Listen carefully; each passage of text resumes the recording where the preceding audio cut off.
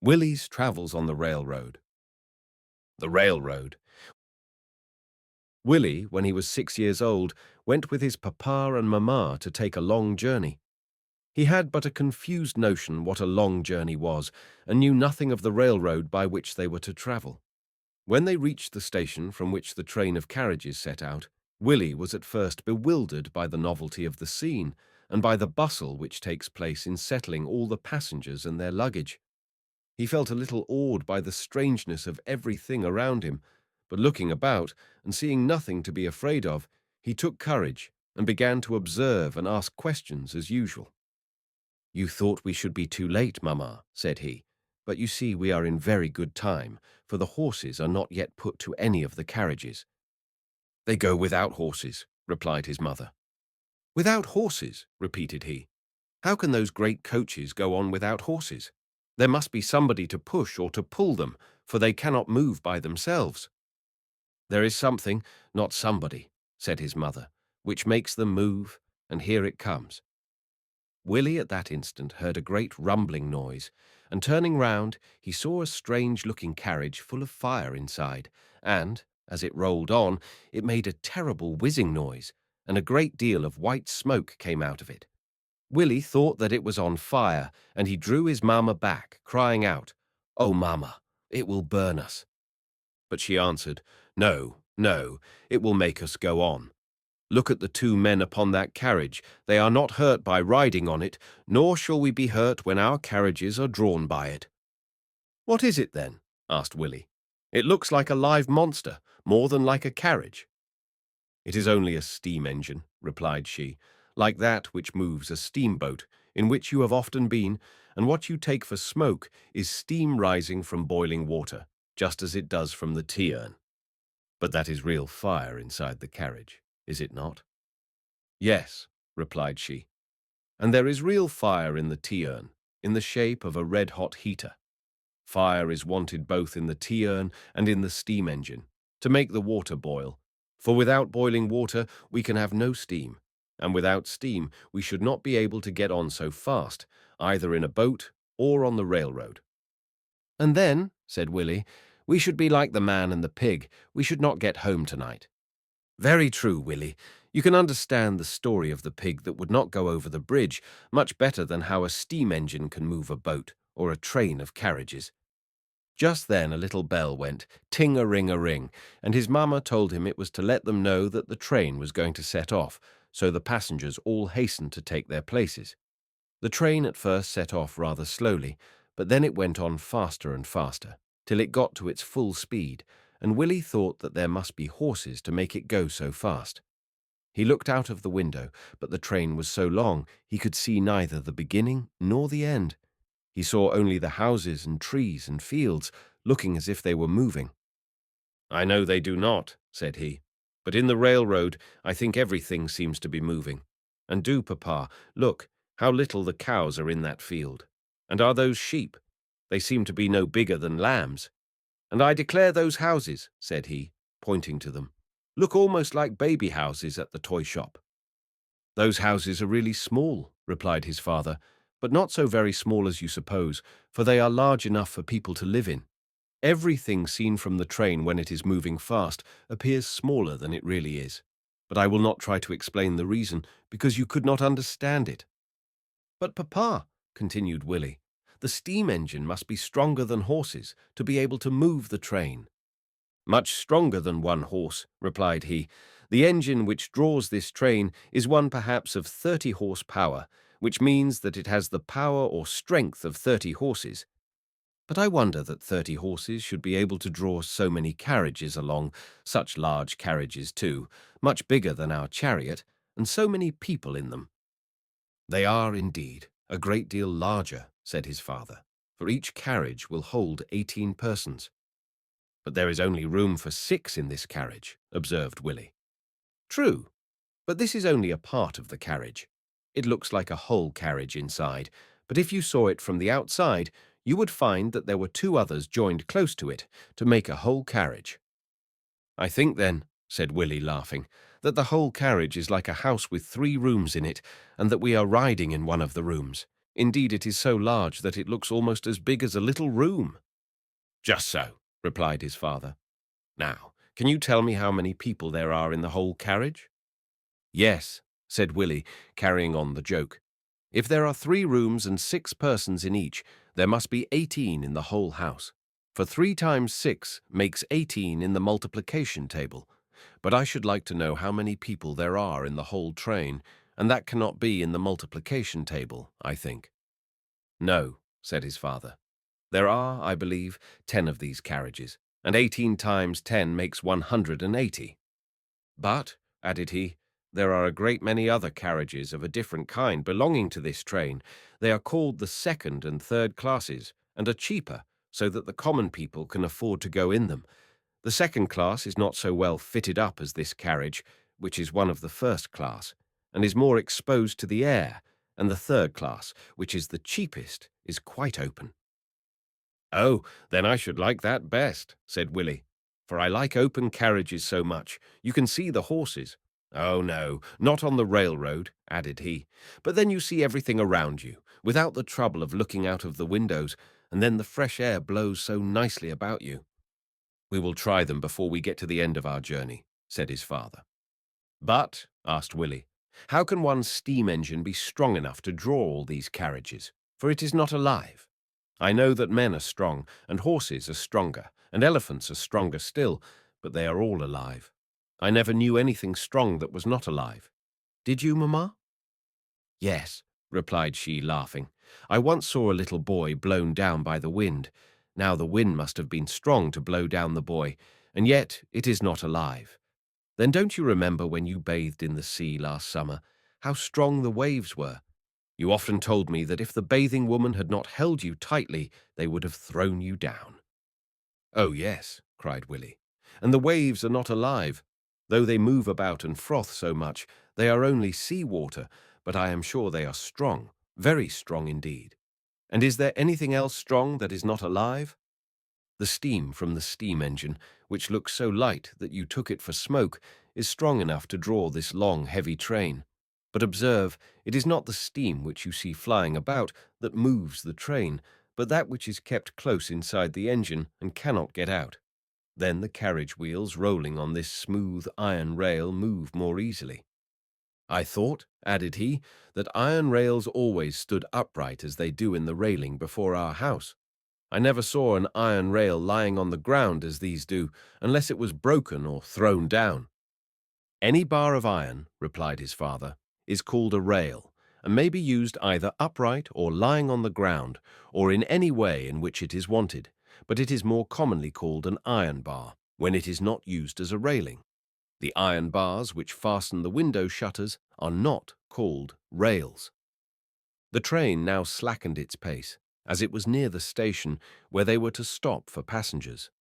This station was a very pretty-looking building in which several persons were waiting the arrival of the train. As soon as it stopped, many passengers hurried out, and many others got in. "I think it is like playing at puss in the corner," said Willy. "Yes," replied his mother, "and sometimes a passenger is too late, and then he is really puss in the corner, for the train sets off without him, and he loses his place." The spoiled child. Willy and his parents had had no one in their carriage but an old lady who wore a very old-fashioned black bonnet. But now the door was opened, and there came in a lady with a pretty-looking little girl, and immediately afterwards the ting-a-ring bell gave the signal of departure. "Here we are off again," cried Willy. "Whiz, whiz, whiz, and look at the pretty curling smoke. Oh, no, the steam, I mean, which is going all the way with us. Well, I think a railroad is very funny after all, though it does frighten you a little sometimes." Willy now looked at the little girl and thought she would make a nice little companion for him, but though he tried all he could to get acquainted with her, she would not say a word. He asked her what her name was, but her mamma was obliged to answer for her that it was Harriet. Then how old she was, still she was dumb, and her mother said 5 last birthday. At last Willy thought of another way of getting the better of her shyness. A schoolfellow of his had given him a very pretty ball as a keepsake just before he set out on his journey. This ball was in his pocket, and he took it partly out so as to tempt the little girl to look at it, and wished to see more. She wondered what that pretty-looking red and yellow round thing could be. It could not be an orange, because it was half red, and it could not be an apple. So then she smiled, as much as to say, "Show me the whole of it." Willy, seeing she was pleased, took the ball quite out of his pocket and asked her to catch it. She immediately held out a pretty little apron she wore to catch it, and then she threw it back again, and so they got quite well acquainted and went on playing at ball for some time, till unfortunately Harriet, who was a little awkward in taking aim, threw the ball so that it fell into the old lady's lap. This made her grumble at troublesome children, and throwing the ball back to them, she declared that if it came in her way again, she would throw it out of the window. The children took more care, but their spirits rose as the game went on.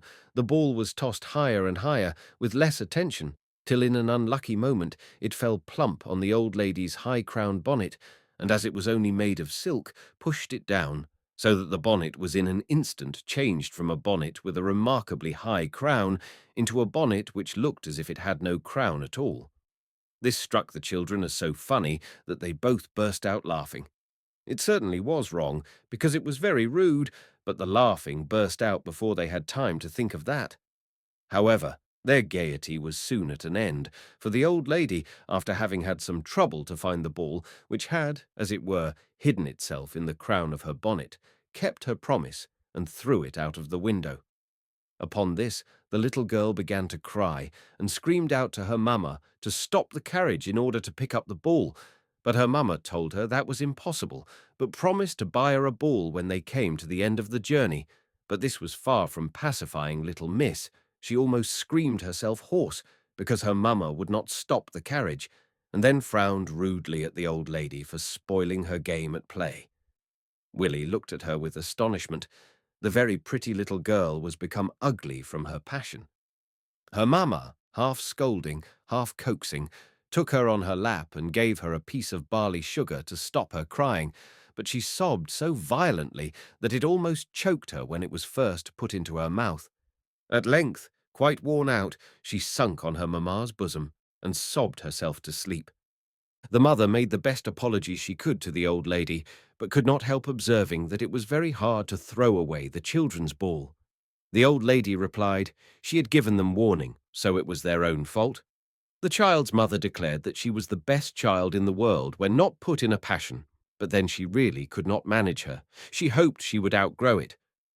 "Her passions will grow stronger as she grows older," replied the lady, "if she is not corrected in time. I believe if you punished her instead of giving her barley sugar when she is in such a rage, it would do her more good. And you, my little fellow," added she, speaking to Willy, "you did not cry, though it was your ball that I threw out of window. Come here, and I will try to make you some amends." If the truth must be told, Willy had felt the tears start to his eyes when he saw the ball fly out at the window. It not only broke up the game, but it was his dear Harry's parting present. However, he had learnt how to command himself and made no complaint. He crossed the carriage and went up to the old lady, though not without showing some signs of reluctance.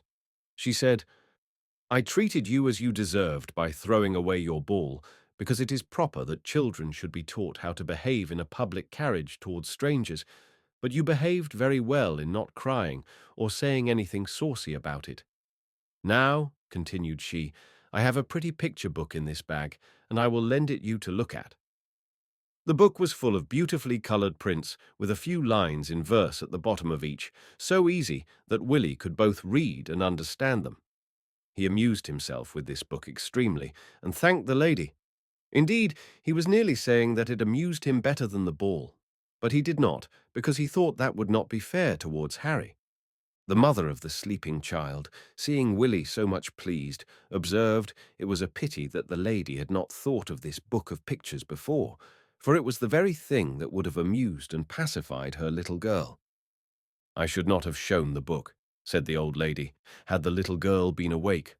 I like to amuse children when they are good, but it is right they should be punished when they are naughty. I have had a great many children," continued she, "and a great many grandchildren, and I never once rewarded them for crying, and when they found crying was of no use, they left it off. A child would much rather laugh than cry, when he can get nothing by crying, But when a child knows that it will get either the thing it cries for or something else to pacify it, like the piece of barley sugar, it will cry if it has any sense. Willy thought the old lady was rather severe. He did not recollect his own mamma having ever punished him for crying, but then he could not recollect having cried for anything. When he cried, it was from a fall, and then his mamma laughed at him, if it was a fall which only frightened him, or, if he was hurt, she applied something to ease the pain, and then bade him bear it like a man, and not like a baby. Willy thought he should like to know the grandchildren of the old lady.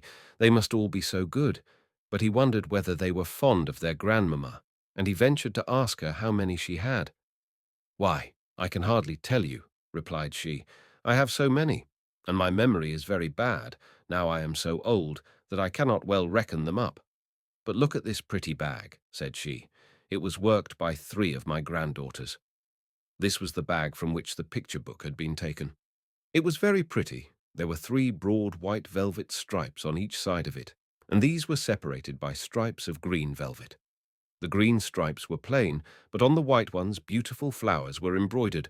There were roses, and jessamine, and jonquils, and violets, and I know not how many other pretty blossoms, with their bright green leaves, and they looked so fresh and so gay that they almost seemed to be alive and growing. "Well, now," said the old lady, "each of my 3 granddaughters worked one of these stripes, and their mamma had the bag made up, with a nice handle, as you see, and a pretty lock and key, and then they sent it to me on my birthday. You may suppose how much I was pleased, and what a nice letter I wrote to thank them for the present. And now I am going to see them in the country, so I thought this was the time to use my travelling bag, for it is meant for a travelling bag, to keep all I want on the road safe and snug. So I put my purse and my spectacles and my pocket-book and handkerchief and 2 or 3 books I was reading into it, and yet the bag was not half full. Then I thought of a nice way of filling it. I took it to the bazaar, and there I bought a number of toys and all sorts of things I knew the children would like, which filled it to the brim." Willy stared and thought the cross old lady was becoming quite good-natured, and he longed much to see all the things in the bag. The lady guessed his wishes and said, "As you seem to be a careful child, I will trust the bag to your hands. Take it to yonder corner of the carriage, where there is an empty seat, and you may look over the things." This was a treat indeed, and I never should have finished if I told you all the bag contained. The first thing that Willy saw was a dissecting puzzle, but he was too impatient to look at the other things to stop to put it together. Besides, he was afraid he might drop some of the pieces, and that the old lady might grow cross again. The next was a box of paints.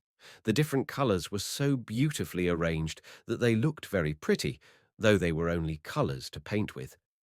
Then there was a little palette to spread them on, and a number of brushes of different sorts and sizes to paint with.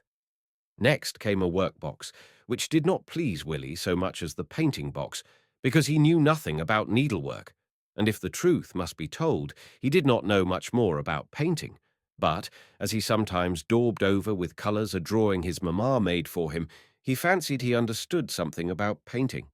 Then there was a large doll carefully wrapped up in silver paper, so nicely dressed and so pretty that he thought he should like to play with it, as well as a little girl could do. But he was afraid of crumpling its dress, so he only turned it round and looked at it all over. Then there was a portfolio for writing, fitted up with pens, ink, and paper, sealing wax, and in short, everything that could be wanted for writing. This, he guessed, was for a little boy, for though a little girl can write as well as a little boy, she does not write so much, having needlework and other things to do that do not belong to little boys. When Willy had finished the examination of the bag and put all the things back in their places, he returned it to the lady and thanked her. The tunnel. Willy was lying at his ease and resting himself after having done so much business, when he suddenly heard a loud and harsh sound which frightened him. He crept close to his mamma, saying he had never heard such a horrid screeching noise in his life. "It is only a signal for something," said she, "but for what, I cannot tell." "I dare say it comes from that terrible fire carriage," said Willy. "It does," replied his father. A little steam is let out through a very small hole, and the difficulty the steam has to force its way through the hole makes this disagreeable whistle. "You complain of my little whistle sometimes, mamma," said Willy, "but I am sure it does not make half so disagreeable a noise as this."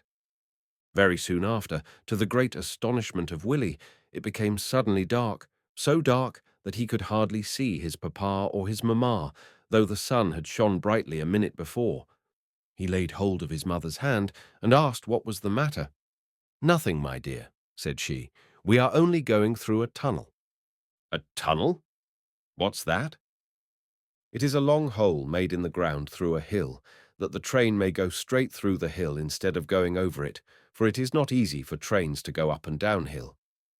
"Then it must be a very long hole indeed. When shall we get through it and see daylight again?"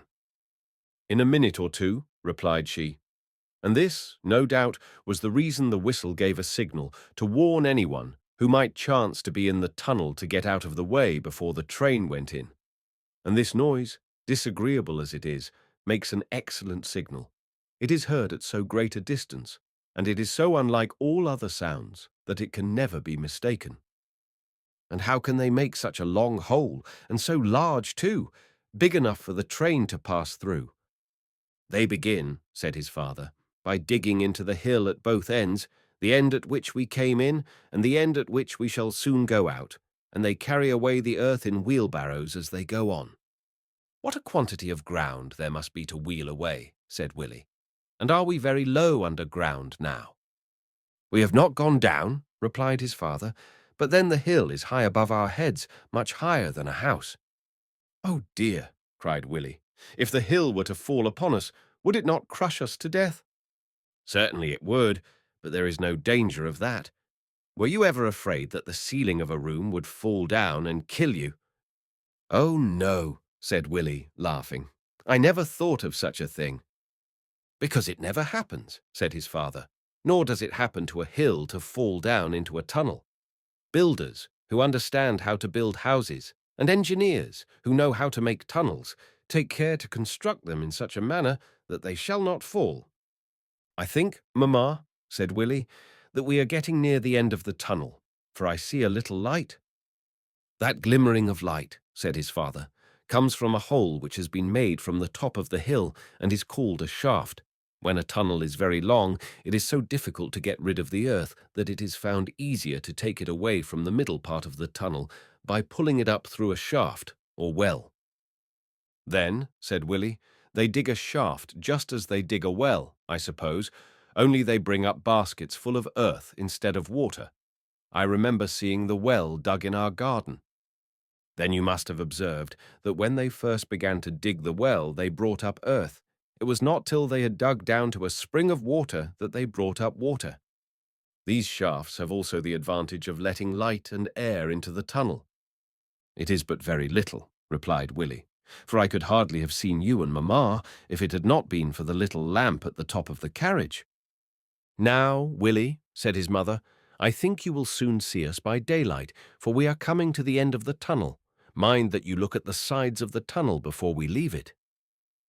The daylight increased every instant, and Willy saw that the sides of the tunnel, as well as the arch overhead, were built of bricks. "Just like the brick walls of a house," said he. "If I had known that, I should not have been afraid of the hill falling upon us and crushing us. I thought the tunnel was only a hole made through the ground." "In some places," said his father, "that is really the case, but then it is where the ground is made of hard rock, so that it is as strong and even stronger than a brick wall. It is like building a house of stone, like our country house, instead of bricks, like our house in London." "Yes," replied his father, "only the stone walls of a tunnel are not built. They are there all ready made. You have only to cut a road through them." "How hard it must be to dig through the solid rock! They cannot do it with a spade, can they?" "No. Sometimes they work with a pickaxe, and sometimes they blow up pieces of the rock with gunpowder, but that you are too young to understand." Just then the train came out of the tunnel, and Willy was quite delighted to see daylight once more. He now began to feel very hungry, and inquired of his mamma when he should dine. "We shall very soon arrive at a station," replied she, "where the train will stop for 10 minutes, and as I do not think you can eat your dinner in so short a time, I believe that you must dine with us when we reach Derby. You may eat a luncheon at the station, and then you will be able to wait for a late dinner." To dine in the dining room with Papa and Mamma was a treat Willie had never yet known, and he could not help jumping about for joy. Then, recollecting the old lady, he stopped suddenly, fearful of disturbing her, but she observed his forbearance and said, "Jump on, my lad, in your own corner. I like to see children happy when they are good." But if Willie had not disturbed the old lady, he had awakened the young one, and she awoke in very bad humour. Her eyes were so swelled with crying that Willie scarcely knew her again, and thought she looked ugly rather than pretty. She too was hungry, and said the carriage must turn about and go home to have dinner. Her mother promised she should have her dinner very soon, the first time they stopped. So then Harriet made up her mind to grumble and whine until that time arrived. Willie looked at her and thought what a sad thing it was to be a spoiled child. Old and young. The train now arrived at the Wolverton station, where most of the passengers alighted to take some refreshment. There was a large room and tables covered with good things for travellers to eat.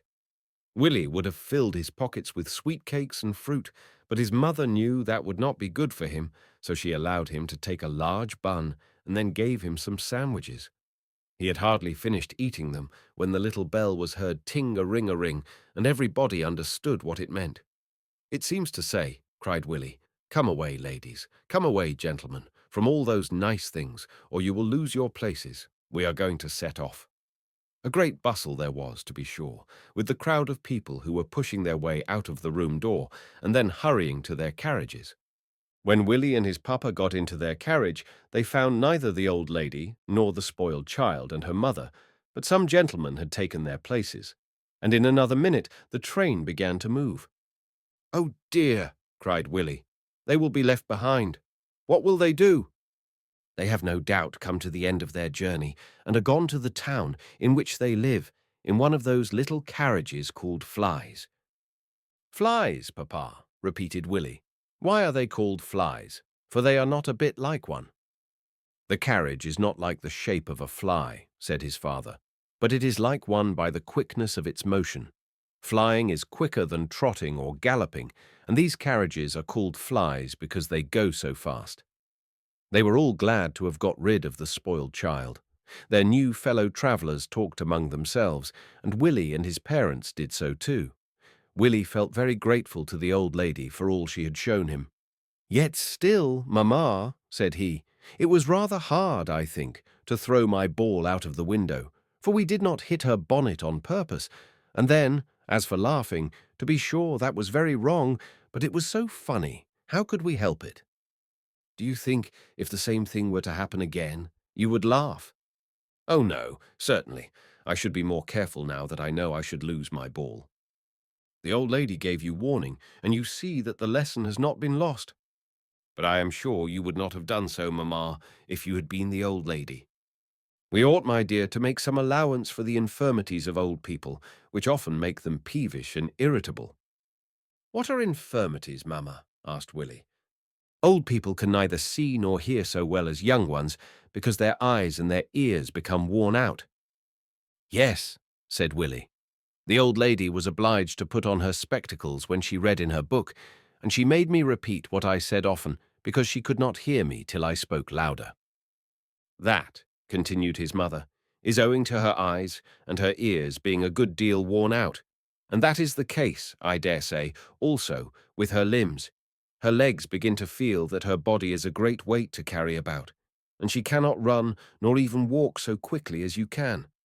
Then often old people cannot sleep at night, which makes them tired in the daytime. All these complaints, though not exactly illnesses, are called infirmities, and are very wearisome to bear. It is therefore the duty of the young to do all in their power to make the old as comfortable as they can, and to put up with a little fretfulness and ill temper on their part, without being angry." "Oh, poor lady!" exclaimed Willie. "Well, when I meet with a cross old man or woman, I will think of those infirmities you have been telling me of. I am sure if I had known about them, I should never have laughed at the old lady when she looked so funny with the ball stuck in her bonnet." "That's right, my dear," said his mother. "And on the other hand, I think the old lady might have had a little more indulgence for the weakness of children, for children," continued she, "have their infirmities as well as old people." "Why, what, mamma?" cried Willy, with surprise. "I am sure I can run and walk, aye, and skip and jump as well as anybody, and see and hear too." The infirmities of childhood are not in general of the same nature as those of old age, and yet there is often a great resemblance between the two. A child is feeble because it has not grown up to its strength. An old person is feeble because she has lost strength. Little Sophie is often obliged to be carried in her nurse's arms because she is tired of walking. Grandmamma can only walk a little way either, and wants a stick to support her. Sophie suffers from toothache because she is cutting her teeth, which means that her teeth are growing. Grandmamma has the toothache because her teeth are grown old and decayed. Sophie is fed with pulp and soft food because she has no teeth to chew with, and Grandmamma is obliged to mince her meat because the few teeth she has are too much worn out to be able to chew meat. "Well," said Willy, "I never should have thought Sophie and Grandmamma had been so much alike. I am sure they do not look alike at all, mamma." "No, in looks, youth has all the advantage." They now passed a luggage train, which was stopping at one of the stations, and Willy was very much amused with seeing the number of cattle and sheep and pigs that were closely lodged in the wagons. "I think those poor creatures are too crowded to be comfortable," observed he. "I dare say they would like better travelling on foot, as the flocks of sheep often do." "I doubt it," said his mother, "for all along the road the dogs and men are worrying them to keep them together, and then they are sadly tired before the day is over. Don't you think you would be tired?" "Oh, that I am sure I should. But then I have only 2 legs to walk on, and they have 4, so it must be much easier for them. I wish old people had 4 legs," continued he. "Then they would not feel the weight of their bodies so great. I know a poor old man who makes himself 2 legs of wood besides his own live legs, and that is old Carter, who walks on crutches, and then Grandmamma has 3 legs when she walks with a stick." The third-class carriages, or the market girl. Willy's papa told him that as he had been so long travelling in the coach, which was a close carriage, he would take him to another part of the train where the carriages were open, as he had promised to do. Willy was much pleased at this, and when the train stopped at a station, they got out and walked to another part of it. He saw nothing like the open carriages he had been used to. There was neither phaeton, nor gig, nor calèche. There were, it is true, a number of immensely large carts full of people carrying baskets, and they sat down on plain wooden seats in long rows. Willy, with his papa and mamma, sat next to a rosy-cheeked young woman who had a large basket of live fowls and a smaller one of eggs and butter. "I am sure you could not carry those heavy baskets," said Willy. "No, that I could not indeed," replied the young woman. "I am obliged to get someone to help me to take them from the station to market, or else pay the omnibus for doing so. But before we had a railroad, I did not go so far as Derby. I sold my things at Kegworth, and I could get no price for fowls there, so I only took butter and eggs to market." Willy had already made an acquaintance with the fowls in the basket, the young woman having placed it under his feet as a footstool, for his little legs were too short to reach the ground. Now Willy, having a piece of the bun in his hand, the remains of the luncheon, which he was only nibbling because he was no longer hungry, some of the crumbs fell into the basket and were greedily picked up by the chickens. And finding it very good, they tried to put their beaks between the twigs of the wicker to catch some more. Willy, seeing this, every now and then fed them, but there was one old hen who, being stronger than the chickens, pushed them away in order to get all the crumbs for herself. "No, no," said Willy, "get away, and let the chickens have their share." However, the hen at last contrived to thrust her head through the bars of the basket, but there she was caught, for she could not get it back again. This made Willy laugh. "It serves you right," said he. "I am sure you cannot swallow anything now you are caught in a trap." But when he saw that the hen was really choking in struggling to get her head free, he was sorry for her, And the young woman opened the basket and got the head of the hen back again, but she was a good deal hurt and lay at the bottom of the basket very sulky. "She is well punished for her greediness," said the girl, "but she will have time to come round again before I get to market, or else I should not be able to sell her. Folks would fancy there was something the matter with her, and I want to get a good price for my fowls, that I may have something more than my mother reckons on. And then I shall be able to spend that in tea and sugar. For tea, she says, comforts her more than anything." "Is anything the matter with your mother?" asked Willy, "that she wants to be comforted?" "Oh dear, she is blind," said the girl, "and I am sure that's uncomfortable enough. Stone blind, and yet she is not an old woman neither, but she has got what the doctors call a cataract, and they say it can be cured, but that the time is not yet come to cure it. But when it does, we are to take her to Derby to the hospital, and there the doctors will do something to her eyes." "Oh, I don't like to think of it," said she, shuddering. "But then they say she will see again, just as she did years ago." "You need not be afraid of the operation for your mother," said Willy's mother. "I assure you it is not painful." "Why, sure you have not had it done to your eyes, ma'am?" "No, but I know from those who have. It is called couching, and if the eyes are carefully bound up afterwards till they get strong, she may see as well as ever." "But," said Willy, "I suppose you will stay with her at the hospital to take care of her." "No, I shall not be able," replied the market girl. "I must stay at home to take care of the house, and of my younger brother and sister, Johnny and Betsy, who go to school." "Then," asked Willy, "does nobody stay with your poor blind mother when you go to market?"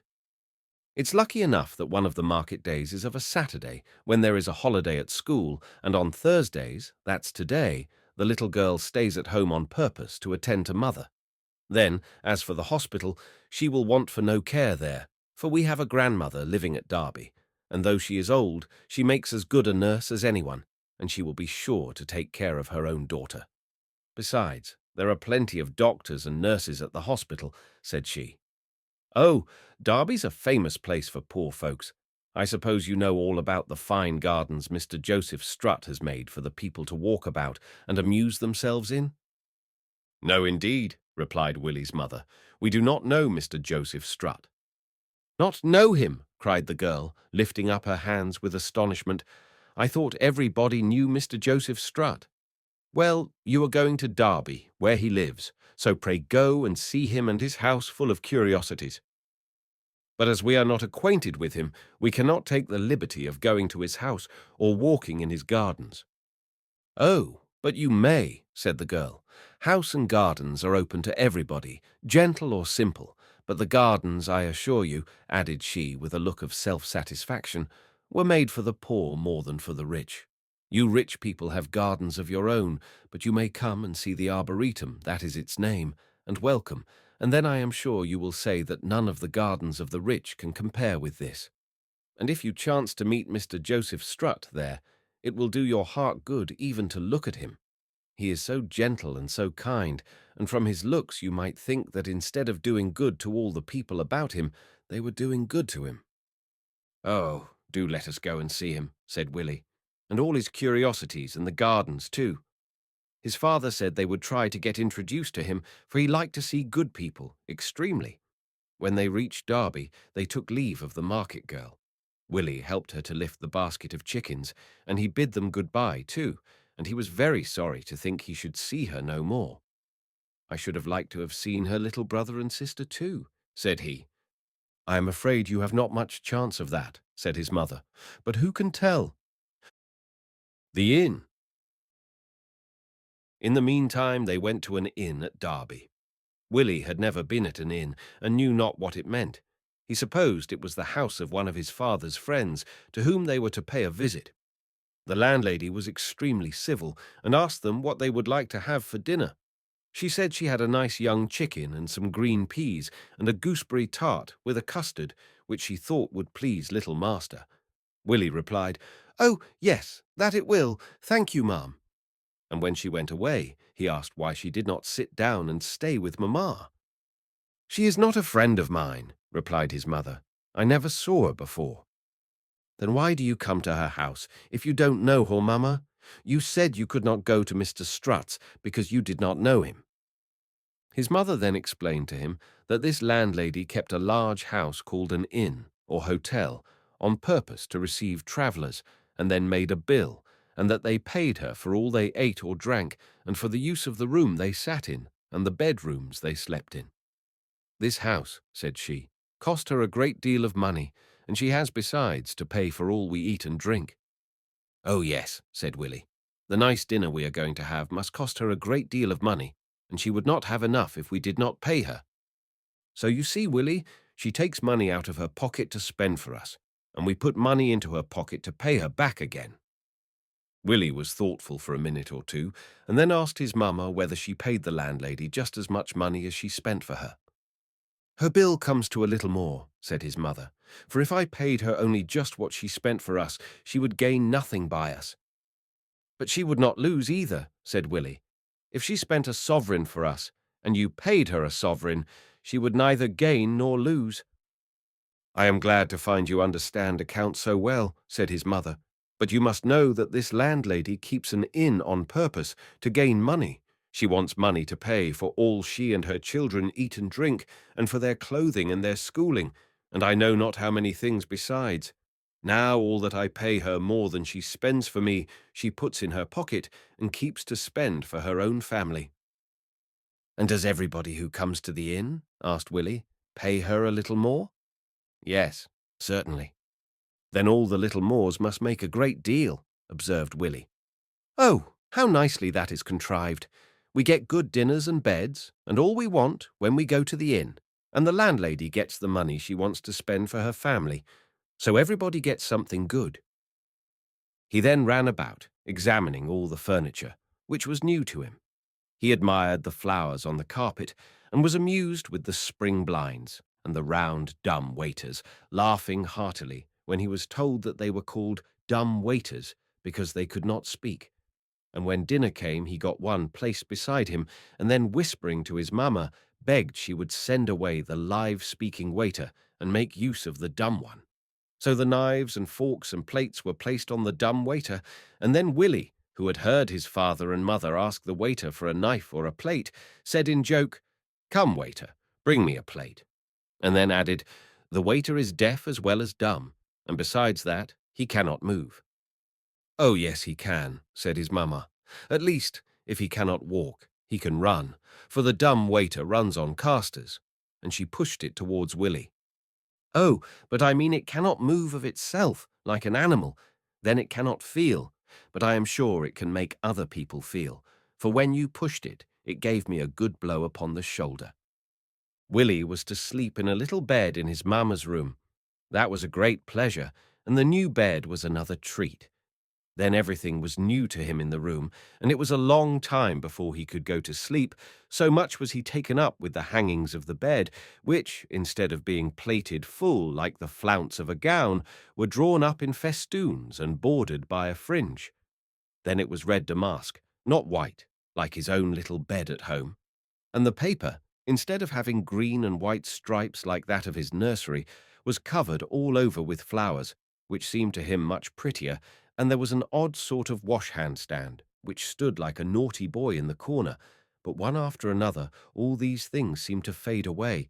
He saw nothing distinctly, and at last he fell asleep. The next morning, while they were at breakfast, the landlady came again and said she hoped they liked their breakfast, that the eggs were quite fresh, for her little daughter had brought them in from the hen-house that morning. Willy could not help looking at the landlady's pockets to see if they were big enough to hold all the money that was paid her, but he saw nothing but a bunch of keys hanging by her side. Then he thought so much money would be too heavy for her to carry about, so I dare say she keeps it in a lock-up drawer, as Mamma does, and that the keys on that bunch lock up the drawer. However, he said nothing. Then, he thought, this little girl she talks about is one of those she buys clothes and food for with the money that is paid her. I wish I could see her. After breakfast, his mamma told him he might go and play in the garden of the inn, if he would not meddle with anything. It was a pretty garden, with a great deal of ripe fruit and many gay flowers in it, But what pleased him most was the sight of a little girl gathering gooseberries in a small basket.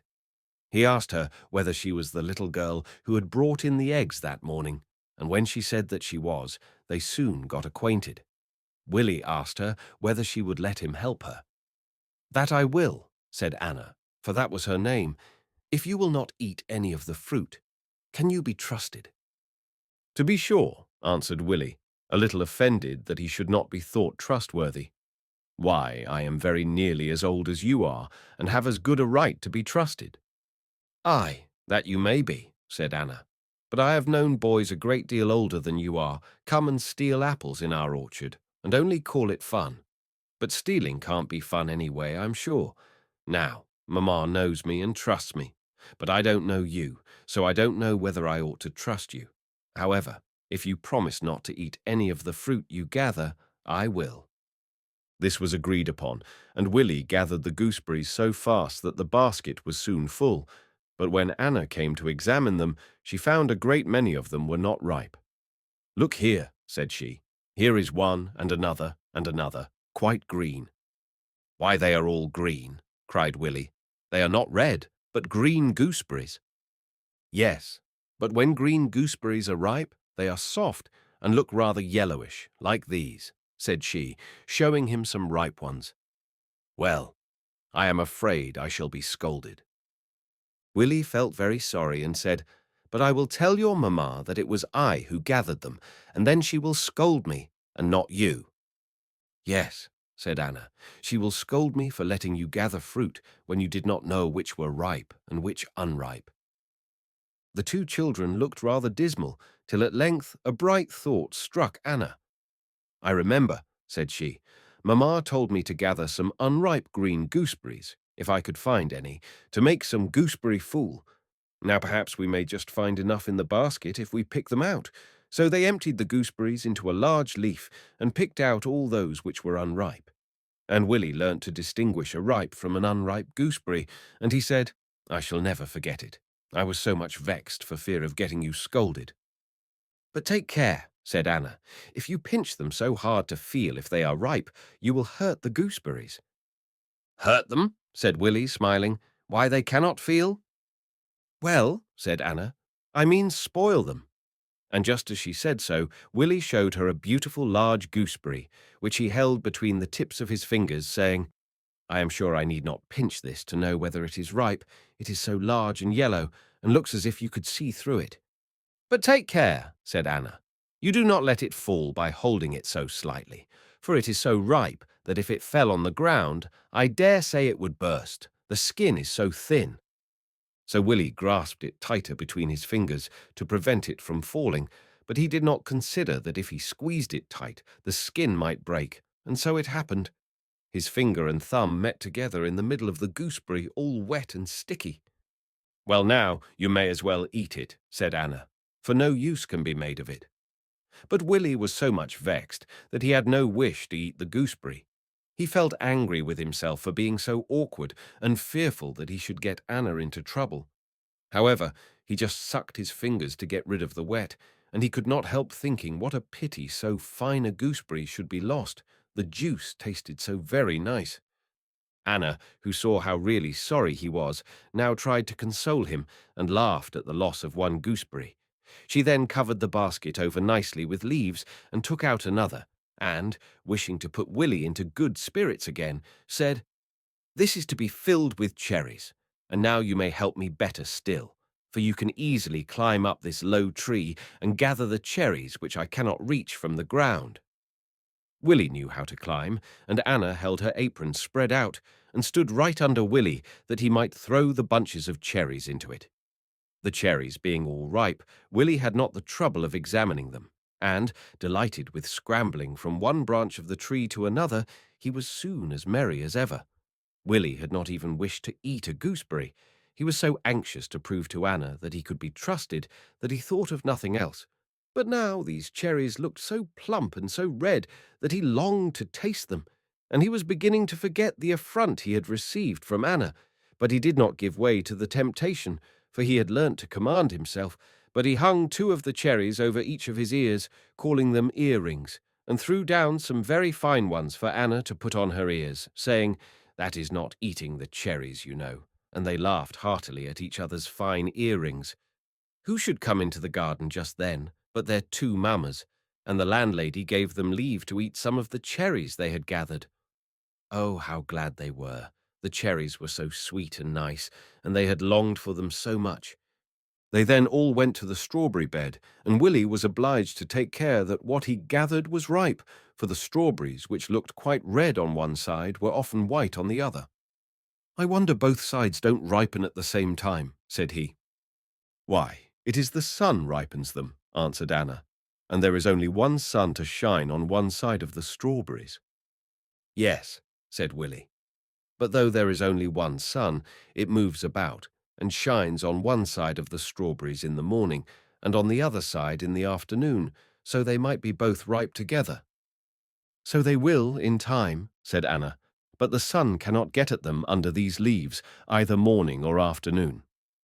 "I think," said Willy, jokingly, "that these strawberries are cunning little things, and hide themselves as much as they can under the leaves for fear of being gathered, for if I lift up a leaf, I always find a strawberry underneath." "Let them stay there till both sides are ripe," said Anna, "and that they will be in a few days if you leave them alone, for they don't want much sun. Strawberries want more water than heat." "What a deal you know about fruit and gardens," said Willy. "That is because I live in the country and am used to gardening." "Well," observed Willy, "it is like resting to pick strawberries after gathering cherries. I declare my neck quite ached with looking up to the cherries, and now I have nothing but looking down for the strawberries." The Arboretum. Willy was now called away to accompany his parents to Mr. Joseph Strutt's. He received them with kindness, and Willy thought him very good-natured, for he took him over all the rooms and showed all his curiosities. There were birds stuffed, and shells and paintings. In a word, so many things, and they filled so many rooms that Mr. J. Strutt had scarcely any room left for himself. They then begged that he would show his celebrated garden. "It is not my garden," said he. "I have given it away to the good people of this town, but I will go and show it you with pleasure. But let us go in the evening. The weather will be cooler, and you will see a greater number of people walking." This was agreed upon, and in the evening Mr. J. Strutt called upon them at the inn and accompanied them to the Arboretum. When they came to the gate, Willy thought it looked more like a park than a garden gate. There were a number of people walking about, and when they met Mr. J. Strutt, you could tell by their countenances that they knew him. They looked so much pleased and so respectful, but they did not bow or courtesy to him, because they knew that he did not like to be publicly noticed. He had told them, once for all, "If you make a fuss about me, I shall think myself troublesome, and shall not walk in your garden so often as if you let me alone, and take no more notice of me than of any other person." As they were walking about, Willy observed a family passing by, one of whom was a blind woman. This put him in mind of the market girl's mother.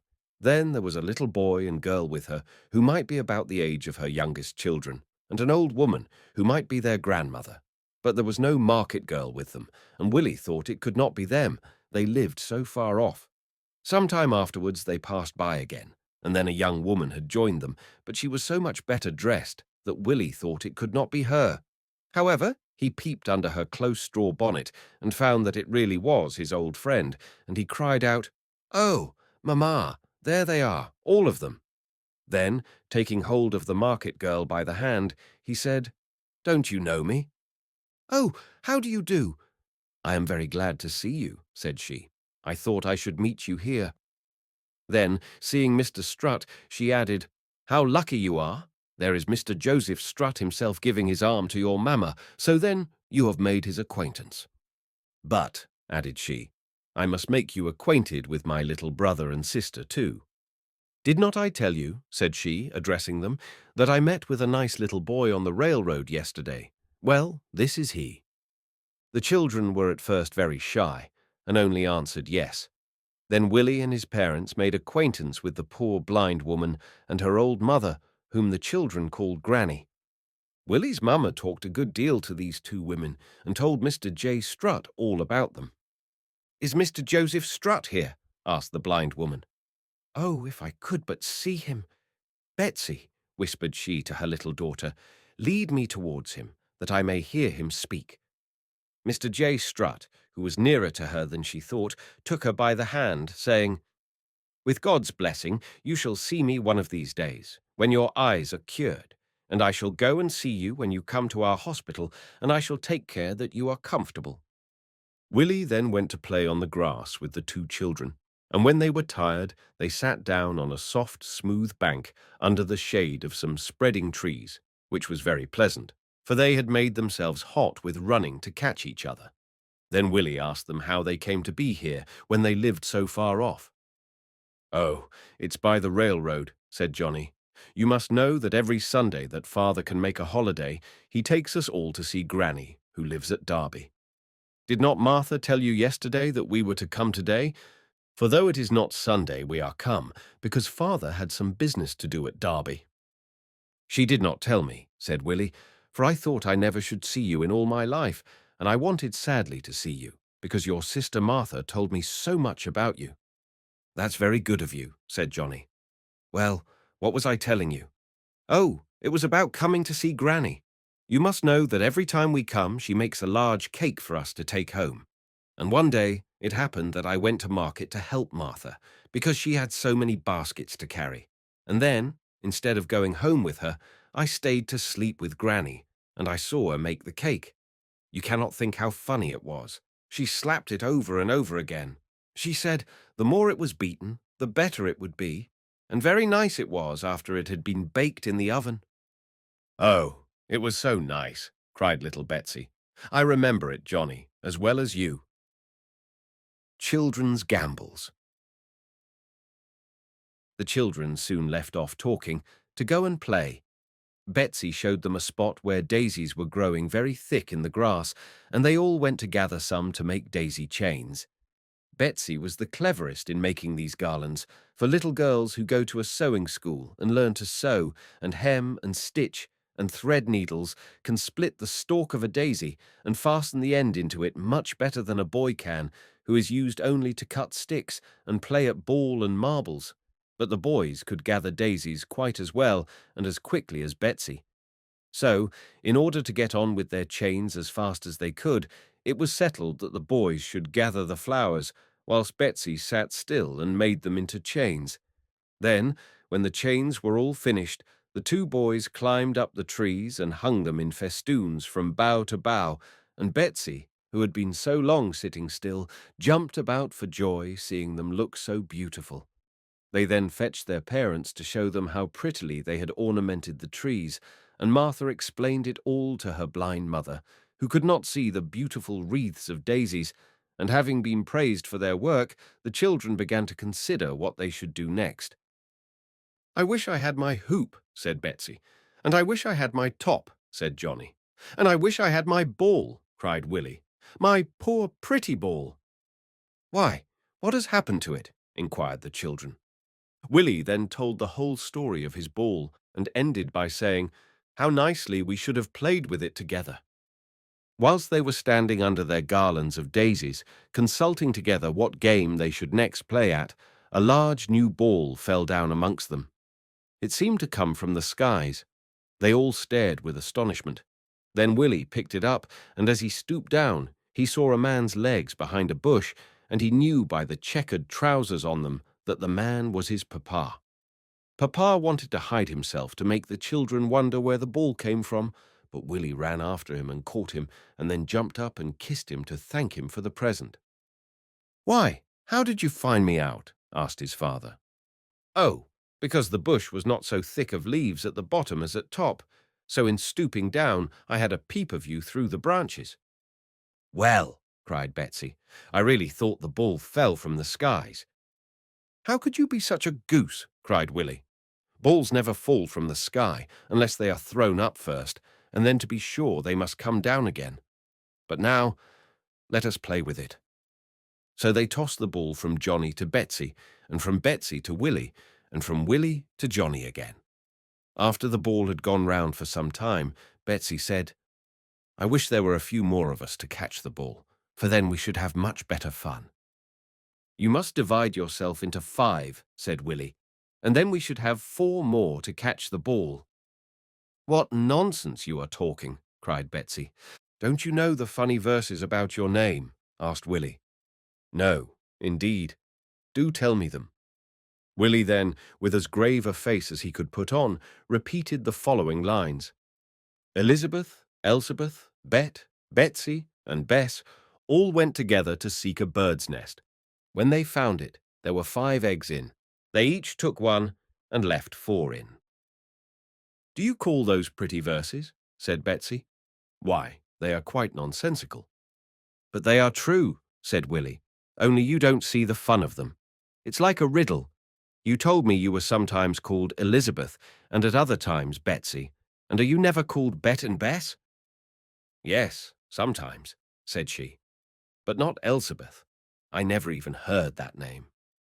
But it is your name, though, replied Willy, for all that. Well then, suppose that you went one day to rob a bird's nest. But indeed I would do no such thing, retorted Betsy, quite offended.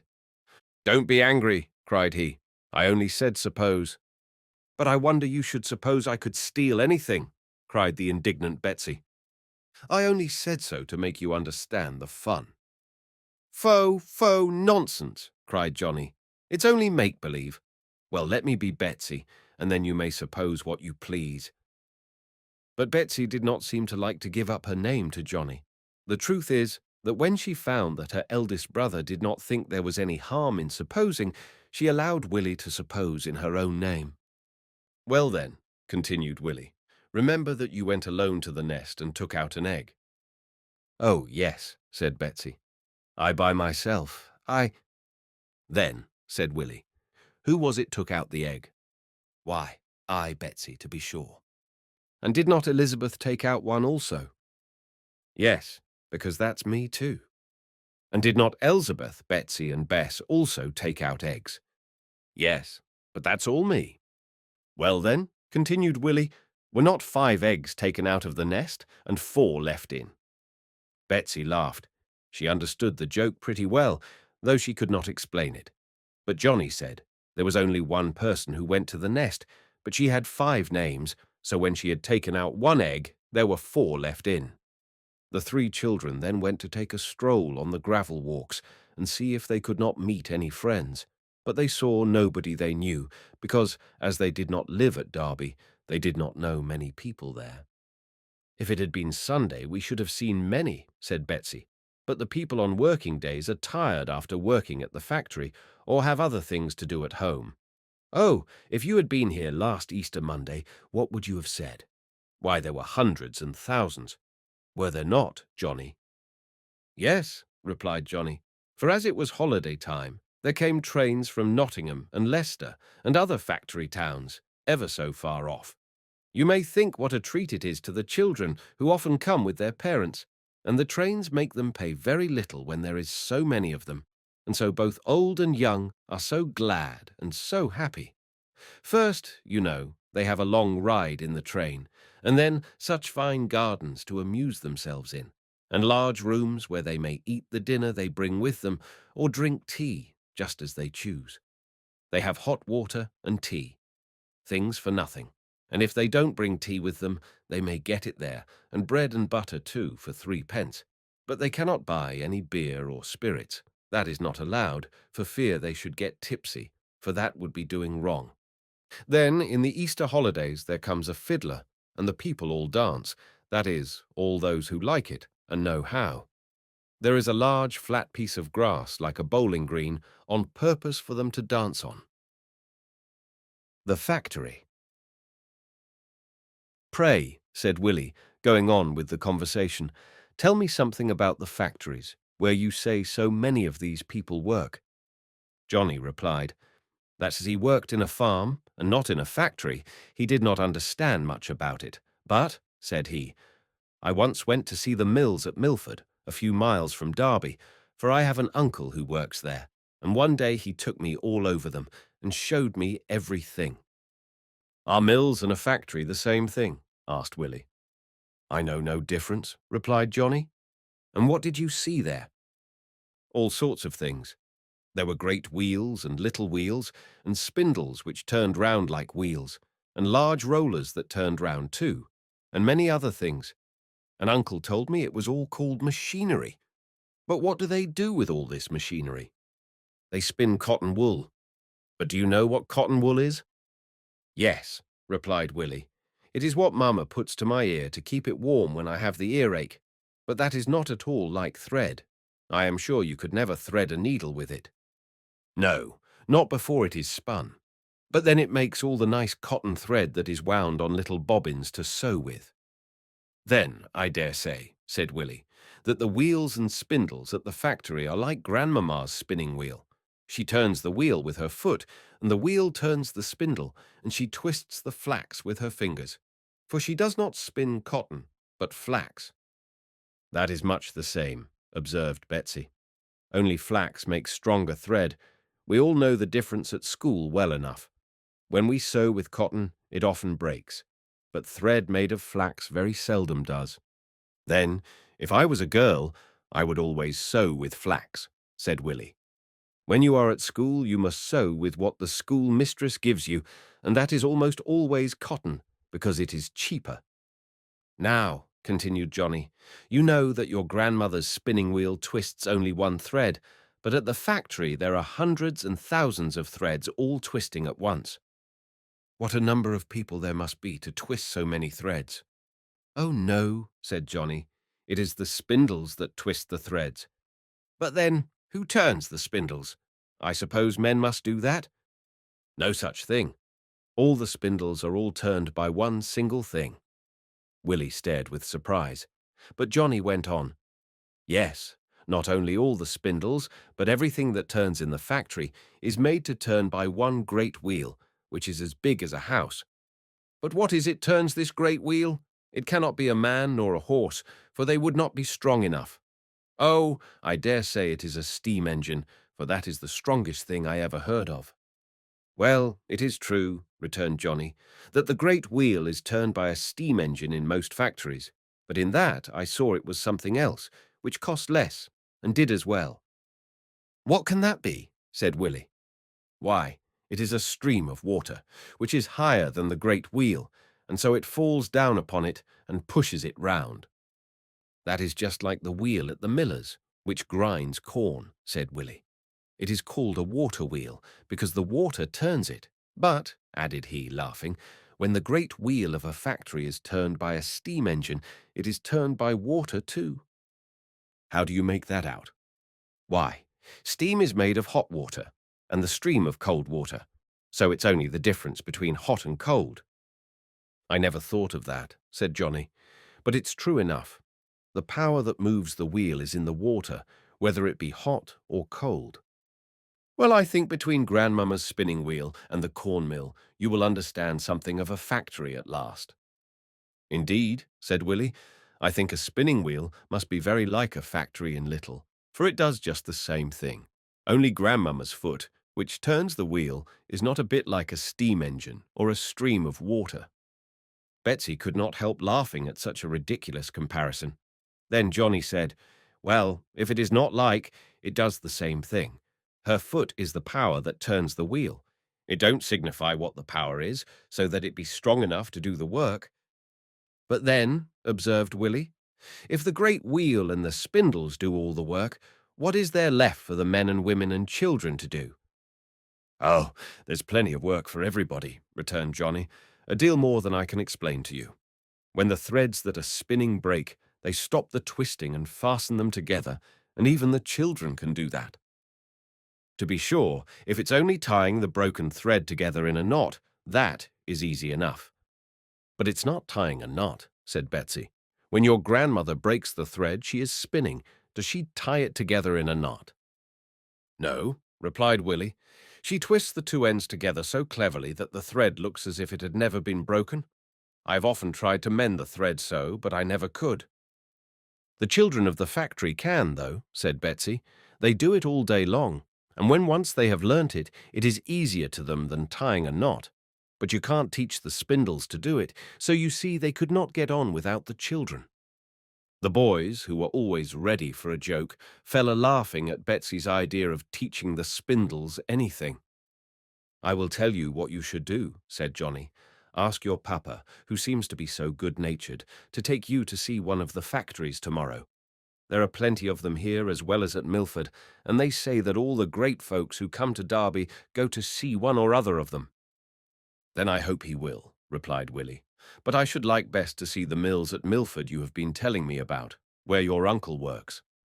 "The farm." "Now you have told me all about the factories," said Willy.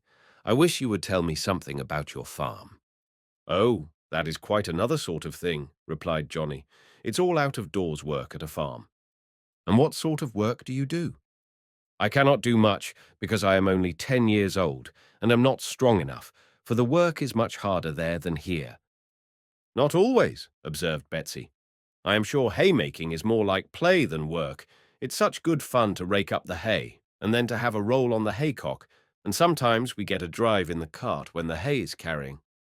"Yes," said Johnny, "but reaping and ploughing and digging are not so easy. However, hard or easy, I have not much time for work, for I go to school." "And so do I," interrupted Betsy. "Then," continued Johnny, "when we are at home we must help to take care of poor blind mother, but I help a little in the stables too, for I like to be looking after the horses and cows, and when I am older, father says I shall go to plough." "And I help too," cried Betsy. "I don't run after the cows as Johnny does, but when he has brought them in, I help Martha to milk them. That is, I carry her milking stool and bring in a jug of milk for breakfast. Then I help her as much as I can to set all to rights in the dairy. But what I like best of all is to take the new-laid eggs so nice and warm from under the hen that is sitting." "Ah, ah," cried Willy, laughing. "You see after all that you are fond of robbing a bird's nest." "Nay," said Betsy, "that is not a bird's nest. It is not made by the hens, at least, for it is Martha who makes it, and then the hens were hatched from our eggs. So you see that hens and eggs and nests and all belong to us. And pray, how can you rob what belongs to you?" "But then," replied Willy, "is it not very hard upon the poor hen to take away her eggs just when she is sitting upon them to hatch them?" "No," replied Betsy, "for we never take away all her eggs. We leave her one, and that quite satisfies her. And when Martha wants to raise a brood of chickens, she leaves her all the eggs she lays, and puts others under her besides. So you see we feed the hens and make them nice warm nests, and they lay eggs for us, so it's tit for tat." Betsy had the best of the argument, and Willy gave up the point. "I should like," said he, "to work in a farm much better than in a factory, where you are staying all day in a room fastening broken threads." "So do I," replied Johnny. "It is much pleasanter to be running about out of doors after cattle than to be shut up in the factory, except perhaps in winter, when you often get wet through. That is why my uncle went to the factory. He got an ague by working out of doors in the rain, and was so bad he lost all his strength and could hardly lift a spade. So, when he was better, he said he would go to the factory, where they do not work so hard and are always under cover. When folks are not strong, a factory suits them best. Then everybody could not find work at a farm, so some must go to the factory, whether they like it or not." "But what sort of work is done in a farm?" inquired Willy. "We grow corn to make bread and breed cattle for meat." "Then you make bread and meat for poor people's dinners," said Willy. "I am sure that is very good of you." "Oh, but father don't give it away," said Johnny. "He could not afford that. He helps the poor people as much as he can, and pays them wages for their work. But his corn he sells to the baker, who makes it into bread, and his cattle to the butcher, who makes it into meat, and they sell it both to rich and poor. They care not which, so that they do but get paid for it." "But the poor have no money to pay with," observed Willy. "Then they must work to earn money, and that they may do either in a farm or a factory. Why, in a factory, as I told you, even little children get paid for their work." "But what does your father do with all the money he gets for the corn and cattle he sells to the baker and the butcher? For he don't want to buy meat, nor bread, nor fowls, nor eggs, nor milk, for he gets all those things from his farm." Yes, we get plenty to eat and to drink too from the farm, answered Johnny. For we make cider from our apples, and we brew beer from our barley. But we want a great many other things besides food. We must have clothes to keep us warm, and the factory people provide us with clothes as we provide them with food. But, said Willy, they do not make clothes at the factory. They only make thread. Aye, replied Johnny, but there are a great many other factories where they make things for clothes, such as silk and linen and cotton and woolen cloth. Then, added Willy, the thread they make at Milford serves the tailors and mantua makers, who make up the clothes to sew them with. Well, how nicely that is contrived. People all help one another. It is tit for tat, like Betsy and her hens. The children now returned to their parents, whom they found sitting on a bench. Willy then made his request and was much pleased to hear his mother say that they intended seeing the factory the next day. But, added she, we did not mean to take you with us. We thought you were too young to understand it, and that you would like better to stay with your friend Anna and help her to gather fruit. Willy thought that gathering fruit with Anna was a very nice thing too, but Johnny had raised his curiosity to see the factory so much that he answered, "Oh no, pray let me go with you, for though I don't understand a factory much now, I dare say I shall when I see it. Johnny and Betsy have told me all about it. I shall know the great wheel and the spindles and what the children are doing when they fasten the broken threads together." His parents, finding he had learnt so much already, promised he should go with them. "And pray, Papa, let us go to the factory at Milford, where Johnny's uncle works." And he was much pleased when he heard that was the factory they intended seeing, as it belonged to Mr. Joseph Strutt. It was now time for them to return to the inn, so they took leave of the blind woman and her family. "I am afraid you will soon forget me," said Willy sorrowfully. "I wish I had something to give you for a keepsake to make you remember me." And he felt in his pockets and found a teetotum and a few marbles, besides the ball, which he did not like to part with, his papa having just given it to him. So he gave the teetotum to Betsy and the marbles to Johnny, and they promised to keep them for his sake. Willy was very sorry to part with his young friends, and the old ones too, for he liked them all. Granny, because she took such good care of her blind daughter, and looked so cheerful and good-tempered, and the blind woman, because he pitied her, and Martha, because she was his first friend, and Johnny and Betsy, because they had all been so happy together. So, for one reason or other, he liked them all. Trees. When Willy and his parents returned to the inn, they could talk of nothing but Mr. Joseph Strutt and the beautiful gardens. "I declare," said Willy's mother, "I never felt so proud in my life as when he gave me his arm to walk about the gardens. I fancied everybody who passed us and smiled seemed to think how happy I must be. And then he showed me all the curious trees which came from foreign countries. For, said he, I wish these gardens not only to amuse the people, but to teach them something. Therefore, I have planted trees and shrubs of various sorts, that those who wish to study the properties of plants may learn them and turn their knowledge to some purpose. Thus I have tried to make these gardens useful as well as pleasant." "But, Mamma," said Willy, "are trees of any other use but to look pretty and shade us from the sun?" This was the last use Willy had made of them, and he did not just then think of any other. "Willy," exclaimed his mamma, "was the cherry tree you climbed this morning of no other use?" "Oh, to be sure. Ripe cherries grow upon it, and they are so good to eat. And then there are apples on apple trees, and pears on pear trees, and fruit of some kind or other on all the trees. But no," continued he, "after a little thinking, there is no fruit on the oak tree, nor on the elm, nor on a great many other trees." "Yes, there is," replied his mamma, "but the fruit is not good for us to eat. The oak bears acorns, which the pigs are fond of, and I like them to play with, but not to eat. And I like horse chestnuts to play with, but I like the good chestnuts to eat."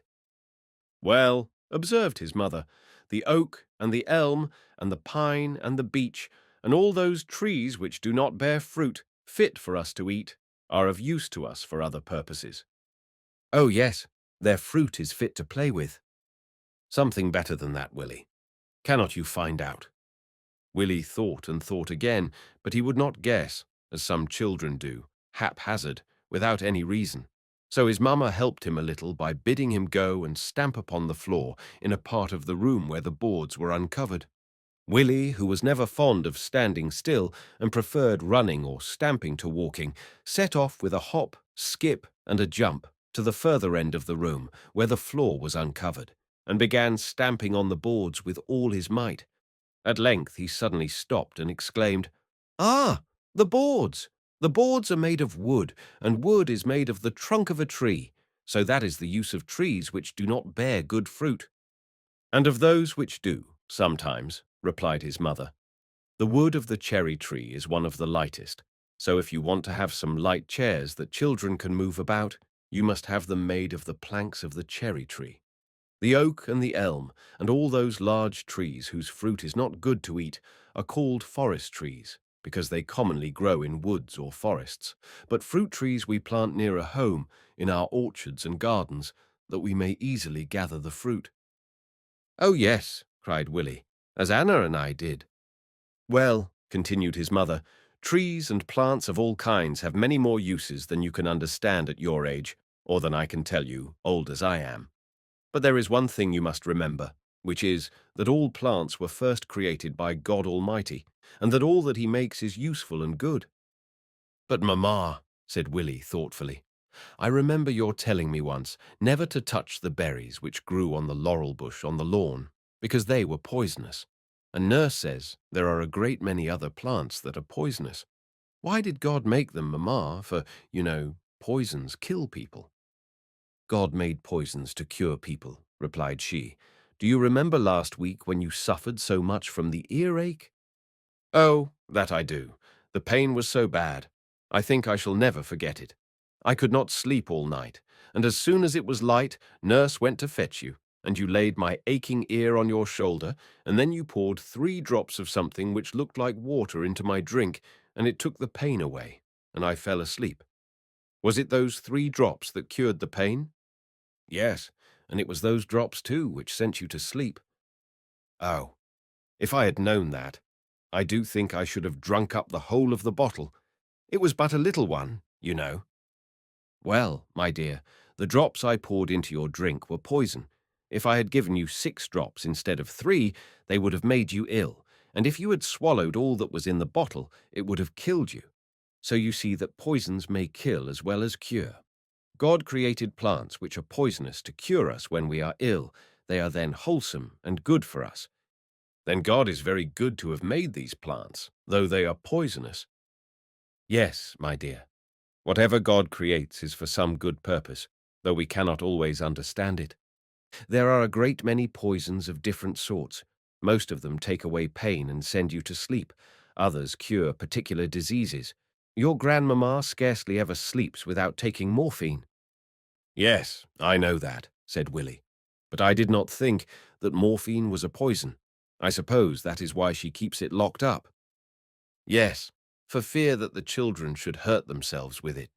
But now, Willy, it is time for you to go to bed, and after all you have seen and done today, you must be tired and will go to sleep without taking any poison."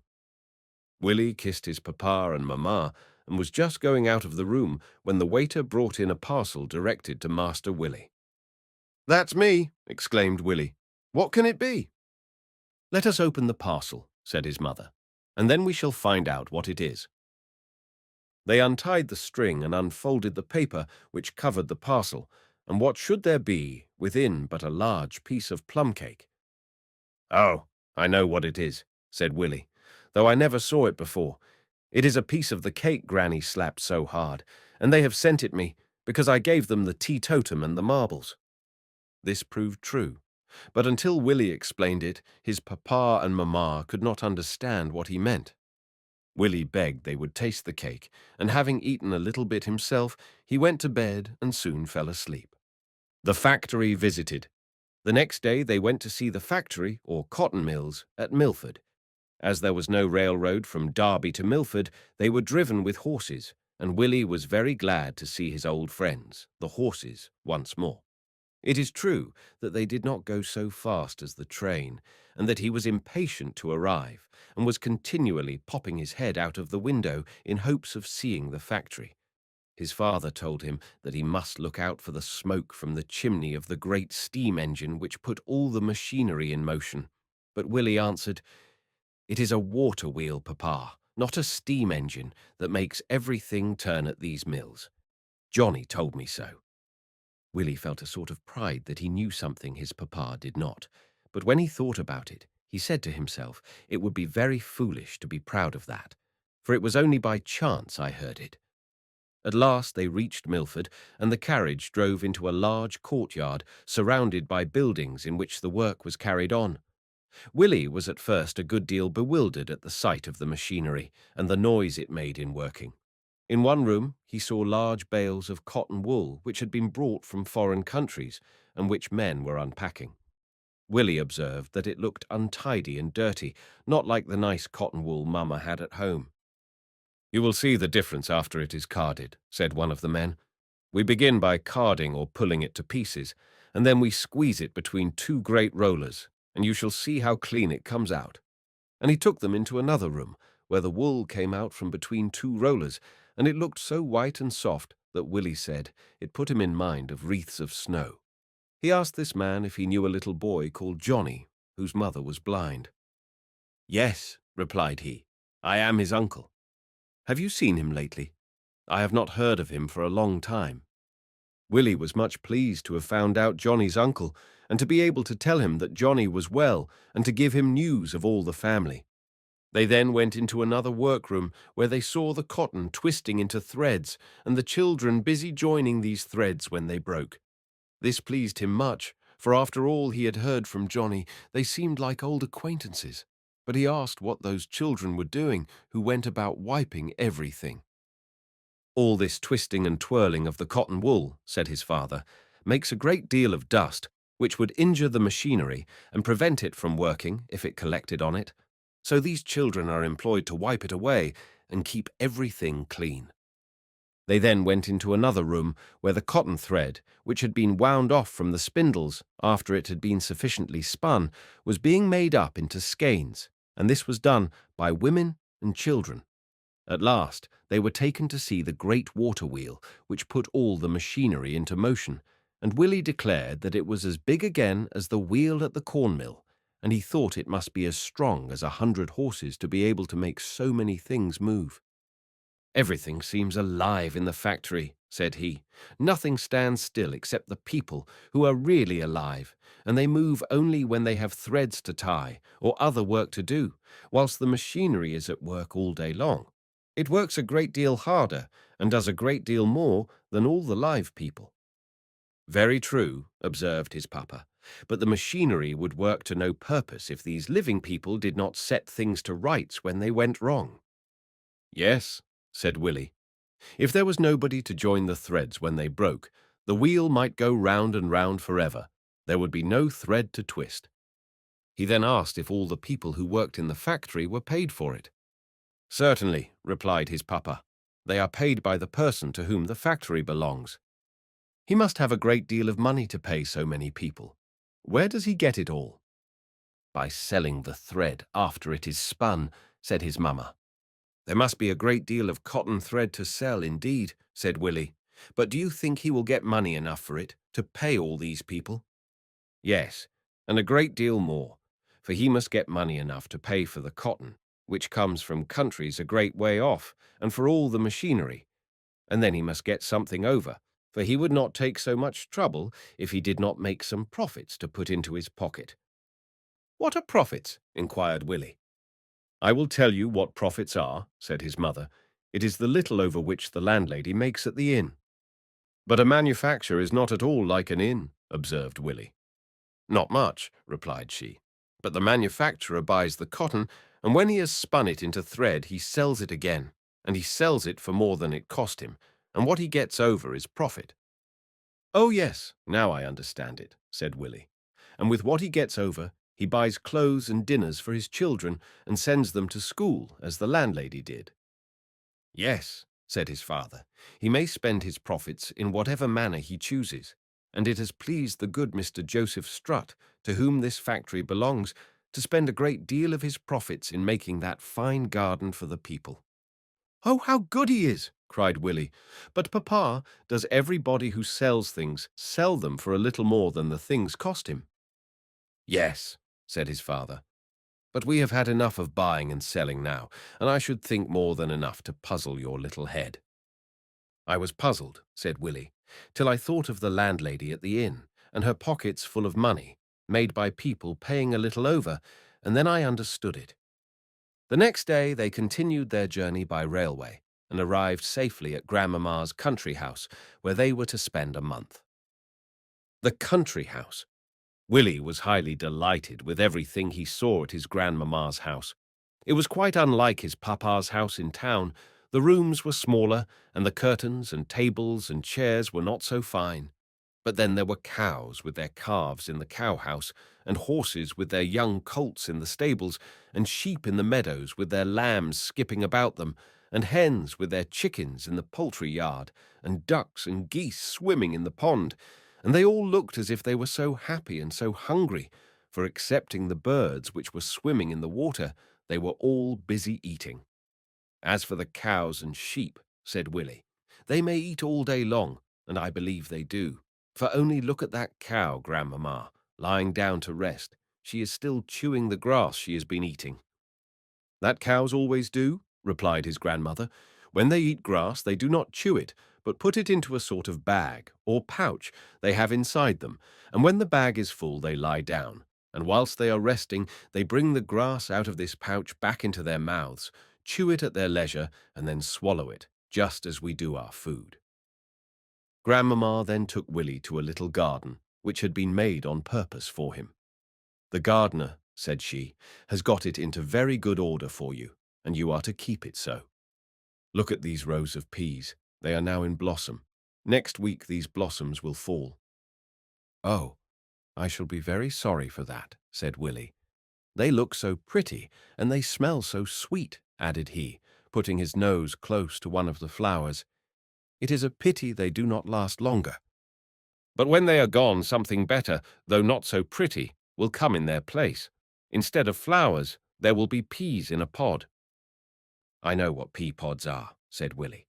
"Very well, for though we have no garden in London, the cook buys peas, and sometimes Mamma lets me shell them. I like shelling peas very much. The pod cracks and opens so nicely, and the pretty little round peas lie so straight in a row. But how can these flowers turn into pods? They are not the least like pods." "Perhaps we may find a pod already formed," said his grandmother, "and then you will see." So she took Willy by the hand, and they looked carefully all over the row of peas a long time without success. At last they found upon one stalk the remains of a flower, the greater part of which had already fallen to the ground.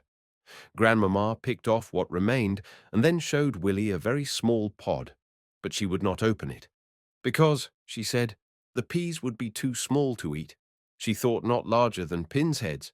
"Next week," added she, "they will be fit to gather, and then you will give Mamma and me a dish of peas from your garden." Willy was highly pleased at this idea, and declared he would shell them himself. He only regretted that next week would be so long coming. "Well," said his grandmamma, "let us see if there is nothing ripe for you to gather now. Here are some lettuces, rather small yet, it is true, but I think if you choose 2 or 3 of the largest, they will make a salad." "Oh, Grandmamma," said Willy, "they must be large enough, for they are 20 times bigger than a pea." "That don't signify.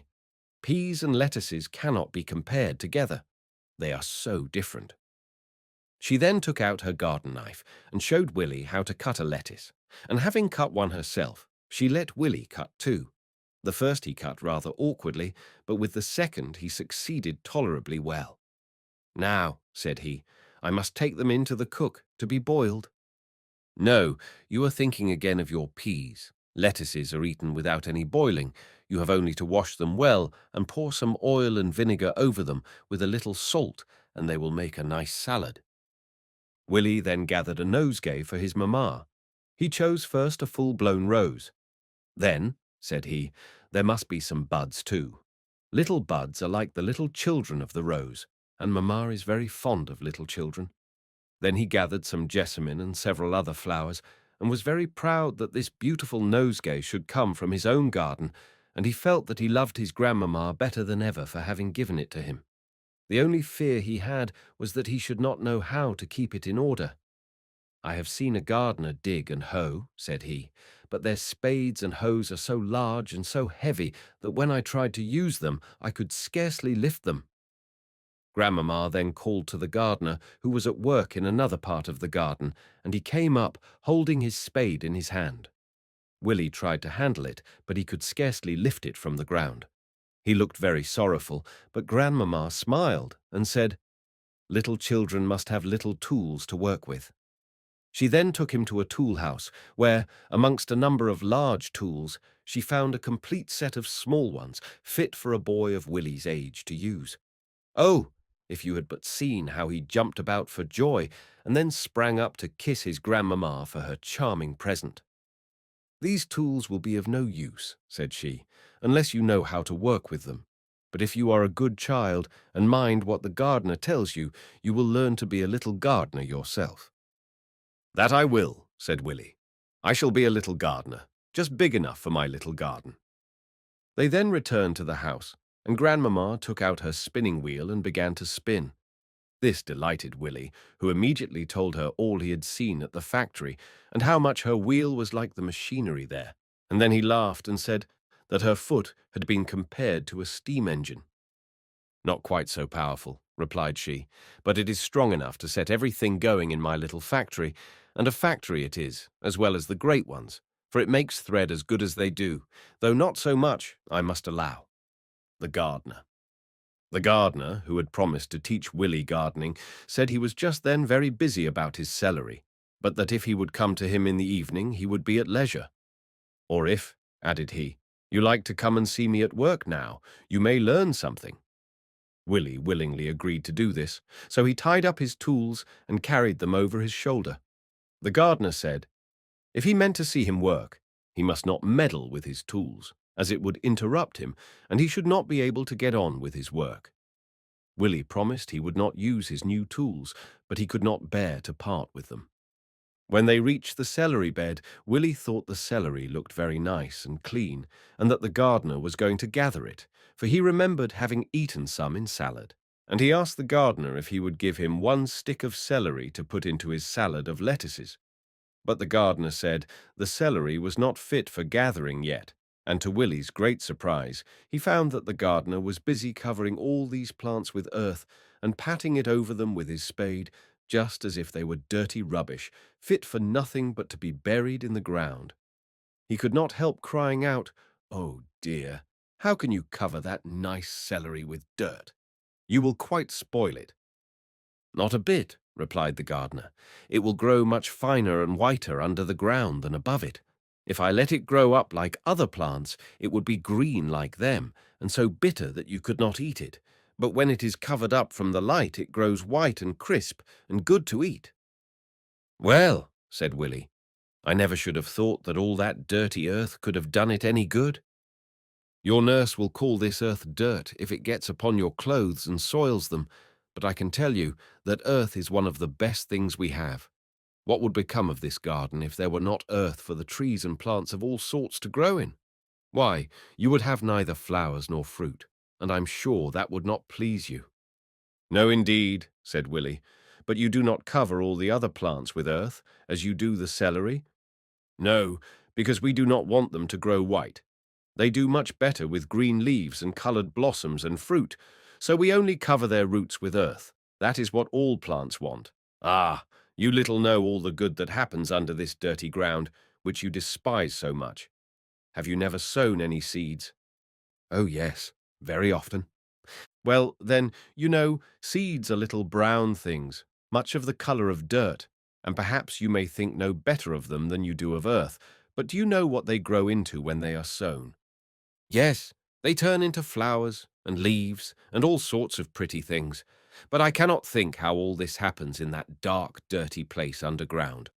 I wish I could make a hole down deep enough in the earth to see how the seed is changing into the pretty plant." But if you did, replied the gardener, you could not see what passed there. It is so dark. We none of us know how it is done, but we know who it is that does it. It is the good God, who does so many wonderful things, and we must never forget to thank him for it. However, I know a little more about it than you do, for I have done nothing but work in the garden these 50 years and more. I have sown so many seeds, and watered so many flowers, and gathered so much fruit, that it would be strange if I did not know something about it. But you cannot see in the dark any better than I can, said Willy. So how can you know what happens to the seed underground? It is not by looking at the seed underground, but by taking it up when it is beginning to grow, that I see how it grows.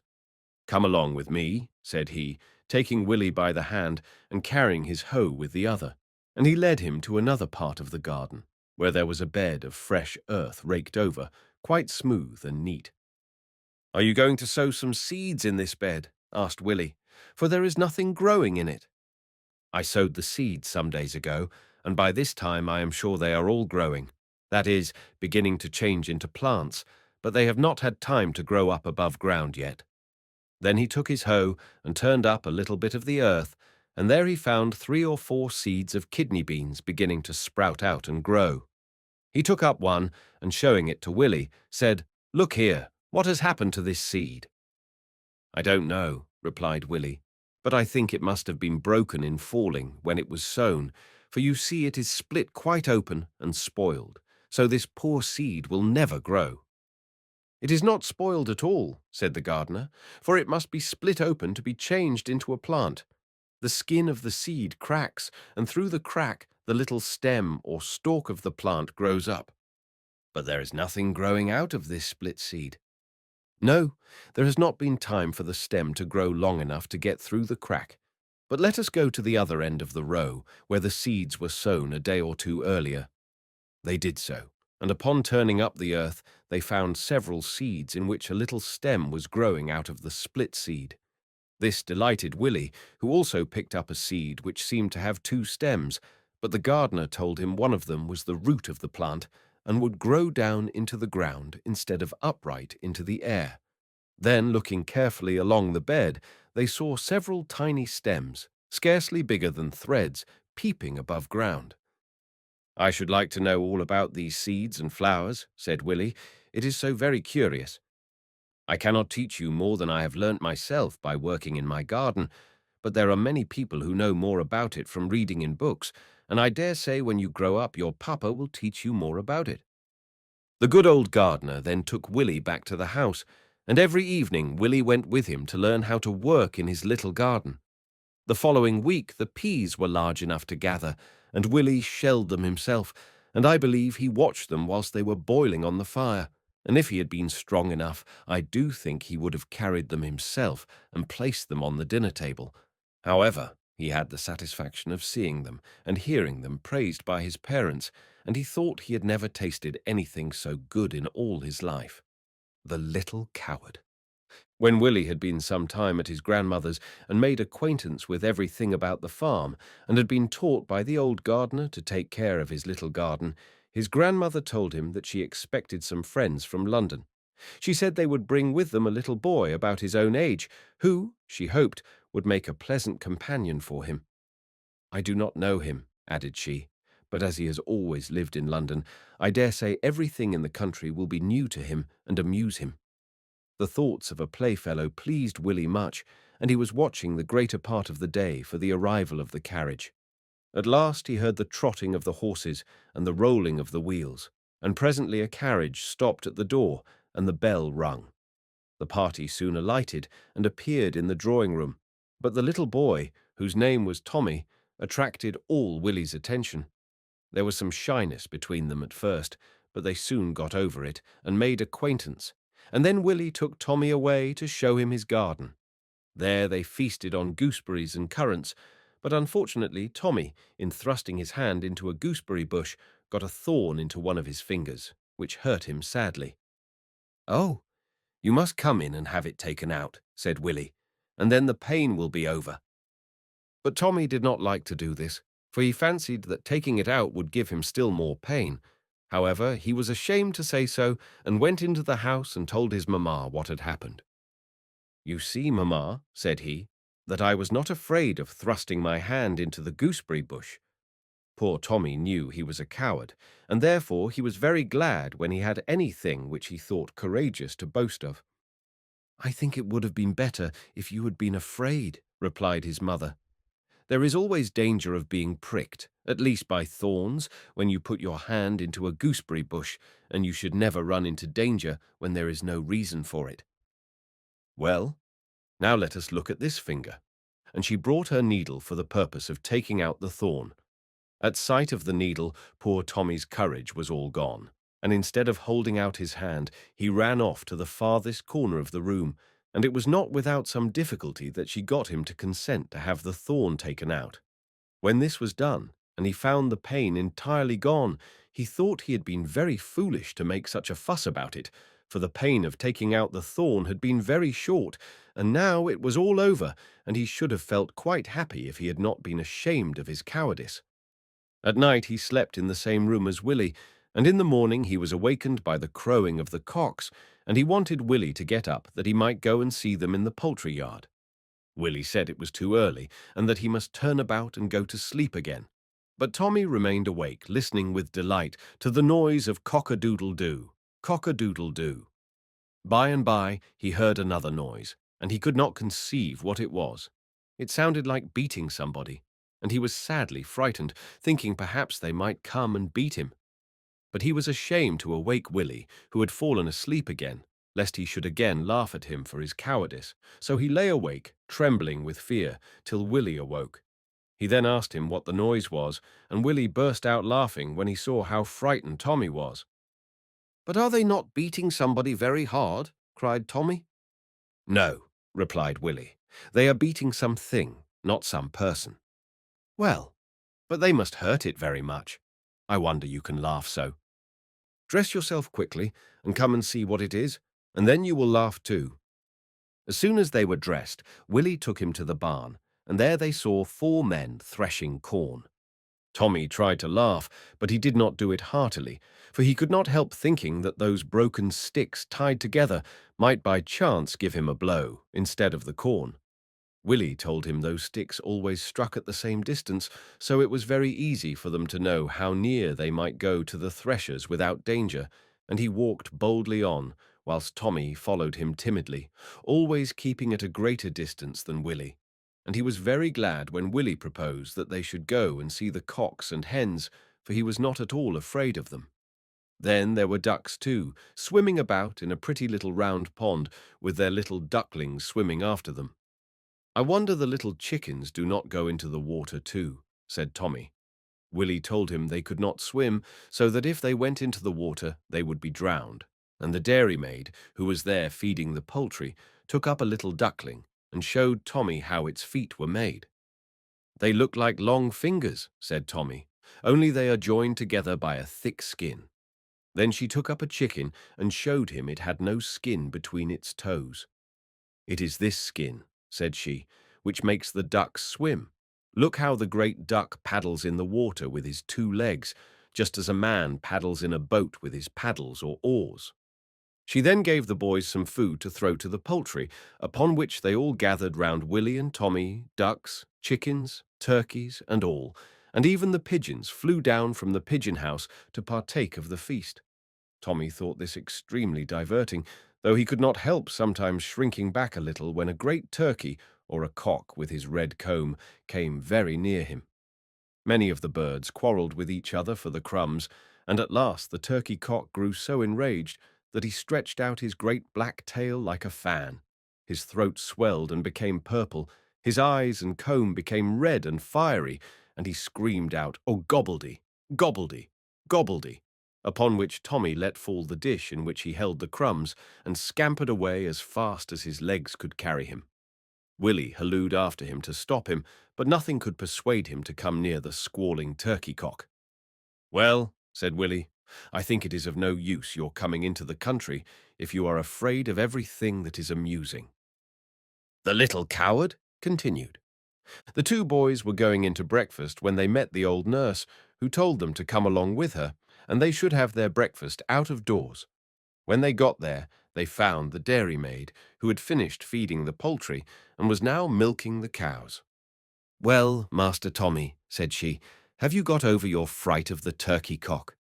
I think," added she, "that you are apt to be afraid when there is no danger, and not when there is, for you are standing now close by the hind legs of my cow, and if she gave you a kick, she would hurt you much more than any turkey cock could ever do."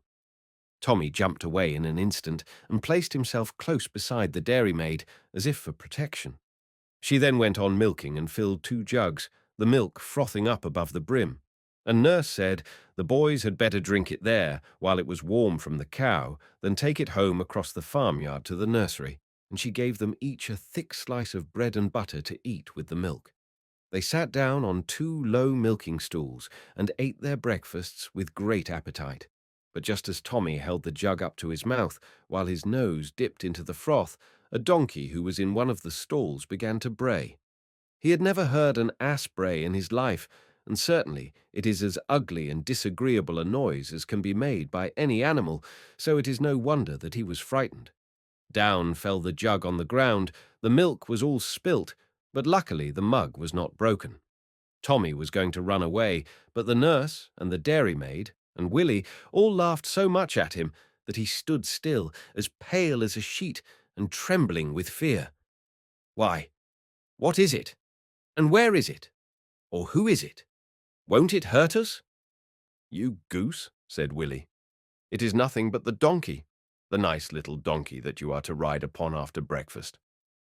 "Oh, no, no," cried Tommy. "I will not ride upon it. Indeed, I will not." Nurse then took the boys indoors. They each learnt their lessons very well, and then 2 donkeys were brought to the door for them to ride, but Tommy would not go near them. Willy was much vexed at this, and tried all he could to persuade him to mount one of the donkeys. "See how quiet and gentle they look," said he, "and then the boy who goes with us can lead yours, if you like it." But Tommy could not be persuaded, saying that if it began braying again, he should be so much frightened that he was sure he should fall off. "Then you must go alone, Willy," said his grandmamma. So Willy jumped up and trotted away. "See what a pleasure you lose," said his mother to Tommy, "from being such a coward." His mother's observation was very true. He was obliged to take a walk all alone, and as he did not like to go into the lanes or high roads for fear of meeting with something that would frighten him, he rambled about the fields, where he unfortunately met with a drove of cows.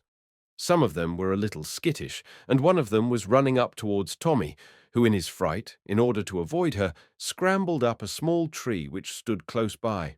The drover called to him to come down, telling him the cows would do him no harm, but he said he would rather stay where he was till they were gone by. The drover only laughed at him. But while the cows were passing underneath the tree, the branch on which Tommy sat, so safely as he supposed, gave way, and Tommy and branch and all came tumbling down amidst the drove of cows. The cows were now frightened in their turn, and went kicking and scampering about. The hoof of one of them struck poor Tommy as he lay on the ground and hurt him sadly. The drover took him up in his arms and carried him home to the house, where he was put to bed and the doctor sent for. His poor mother was sadly grieved at this accident, and the more so when she found that it was merely owing to her son's cowardice. Tommy suffered a great deal of pain from being bruised by the cattle, and having sprained his ankle in the fall, was obliged to keep his bed for some days. He had then a great deal of time to think, and he often thought how unlucky he was to meet with so many accidents. But as he was thinking, it came into his mind that there was more folly than ill luck, and when he began to count over his misfortunes, he found that excepting the thorn in his finger, they all arose from his cowardice. Oh, how he longed to get rid of his cowardice! But still he felt that he had not the courage to do so.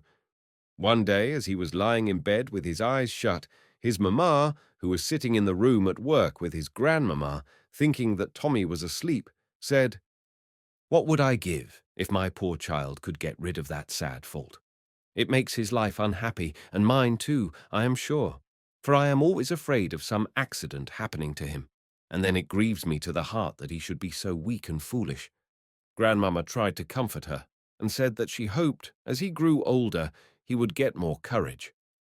Tommy peeped through his eyelashes and saw his mother's eyes full of tears. This made him feel very unhappy.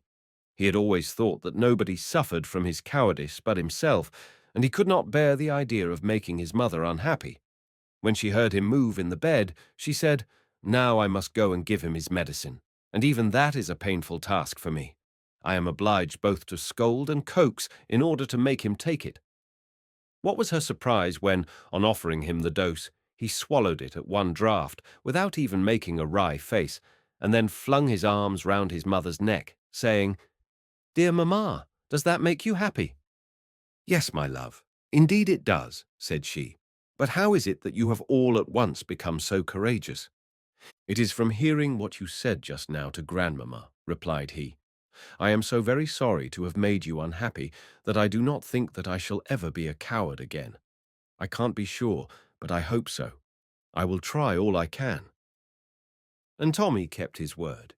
I do not mean to say that he never shrunk back, or that he did not suffer a great deal from fright, but the idea of his mother's unhappiness always kept up his courage, and after some time he got completely rid of this fault. The little washerwoman. The time now came for Willy to return with his parents to London. He was very sorry to leave his dear grandmamma, his nice little garden, and the good old gardener. He was very sorry, too, to part with Tommy, who, since he began to get rid of his cowardice, was a very pleasant companion, but there was no choice, so he tried to make the best of it. The railroad soon diverted his thoughts, and he began moving about from place to place, rather to the disturbance of the passengers. His mother desired him to sit still, but then he began to yawn. A lady in the carriage called him to her, and placing him on her knees, said, "Now, I dare say you love stories, don't you?" "Oh, yes, very much," cried Willy, whose yawning suddenly ceased. "Well then, as I see you are an obedient child, I will tell you one. But my stories are about little girls, for I lived as governess with little girls when I was younger than I am now, and I used to tell them stories about girls." "Oh, that don't signify," said Willy. "I like all stories, whether they are about girls or boys or anything else, and I shall be very glad if you will be so kind as to tell me one." Then the lady began in the following manner. There was once a washerwoman whose name was Mrs. Brown. She had a daughter called Lucy, who was a quick, clever child, and who, though only 10 years old, was already of some use to her mother in helping her to wash and iron. As the common irons were too heavy for her, her mother bought her a small one. Lucy was very proud of it, and with it she used to iron children's pocket handkerchiefs and nightcaps and other things which were small and easily ironed. She also went with her mother to gentlemen's houses to fetch the linen to be washed. One day, while they were at a gentleman's house, counting out the linen they were to take away, two little girls ran into the room. The elder, who was 8 years old, was called Anne, and the name of the younger, who was only 6, was Susan. "Why, that is just like Sophie and Carrie," said Willy. "But go on." The lady then continued.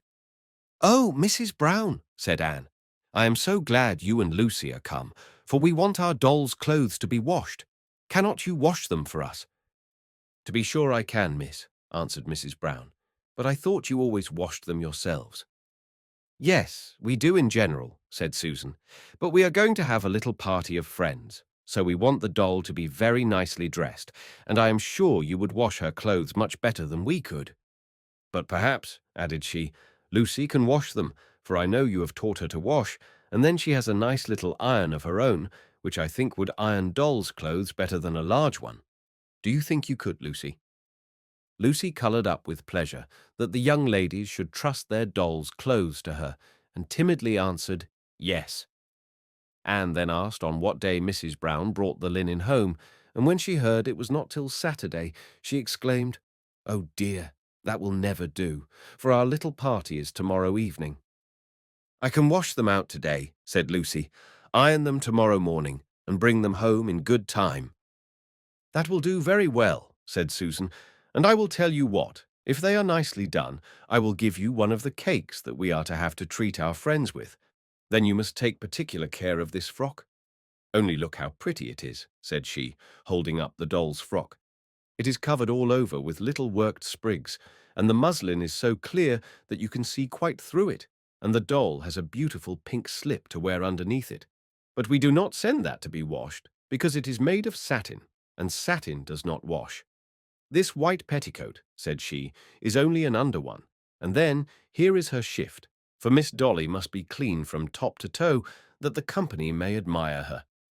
Anne also desired that great care should be taken of the frock, for, said she, it is so thin that if you were to rub it hard, you would be sure to tear it. Lucy promised to mind all they said, and the bundles of linen being now tied up, Mrs. Brown and her daughter carried them away. "Well," said Willy, "I dare say something will happen to the poor doll's clothes." "We shall see," replied the lady, and continued her story. When Lucy got home, she began immediately to wash out the doll's clothes, and then she hung them out in the garden to dry.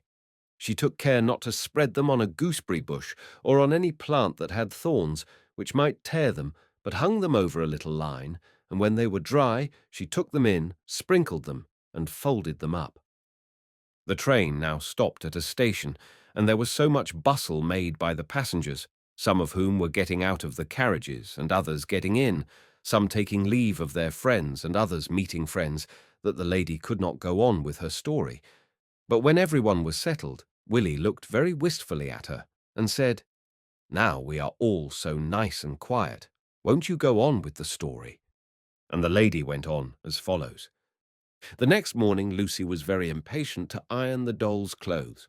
Her mother bade her take care not to make her iron too hot, lest she should scorch them, and told her every time she heated it in the fire to try it on something else before she began ironing. This Lucy did very carefully, but as the iron never scorched the linen on which she tried it, she thought she might go on without further trials. She succeeded very well. The shift and the petticoat were nicely ironed and folded up, and she had half finished ironing the frock, when her mother called her to help her to lift a heavy basket full of clothes, and as her iron was nearly cool, she put it to the fire while she went to help her mother. As soon as she returned, she began ironing again, when, lo and behold, there was a great scorch all up the frock from top to bottom. Poor Lucy knew not what to do. She thought of the young ladies, of their party of friends, and of the nice cake they would have given her if she had done her task well. She was ashamed to go and ask her mother what she should do, because she had neglected to follow her advice. After looking at the long yellow stain in dismay for some time, she at last thought she might perhaps wash it out, and dry it, and iron it in time to set all right. So she put it into her own little washing tub and began rubbing it, in hopes of getting out the stain.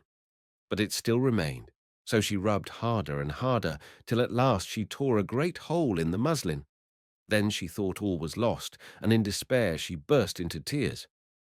Her mother came to know what was the matter, and began scolding her for being so careless. But when she found how much grieved Lucy was, she tried to make the best of it. She finished getting up the frock herself, and then laying all the doll's clothes nicely in a little basket, she bade Lucy carry them home and confess the truth. Poor Lucy was sadly frightened at the idea of carrying home the frock in this condition, thinking she should be scolded, and that the young ladies would never let her wash their things any more. As for the piece of cake, she gave that up for lost, and as she had eaten cake only 2 or 3 times in her life, and thought it very nice, she was very sorry to lose it, but not so sorry as she would have been at any other time, for she was too unhappy to care about eating. Well, she walked towards the young lady's house with her little basket hanging on her arm, but she went on at a very slow pace. And when she came near the house, she sat down on a bank by the roadside to try to gather courage to tell the sad story. She looked anxiously towards the house when she saw the 2 little girls popping their heads out at a window which looked down the road. "Oh," cried she, "they are watching for me, but if they see me stopping here, they will only think the worse of me for loitering whilst they are so impatient. Then," added she, "the sooner it is over, the better." So she got up and walked quickly towards the house.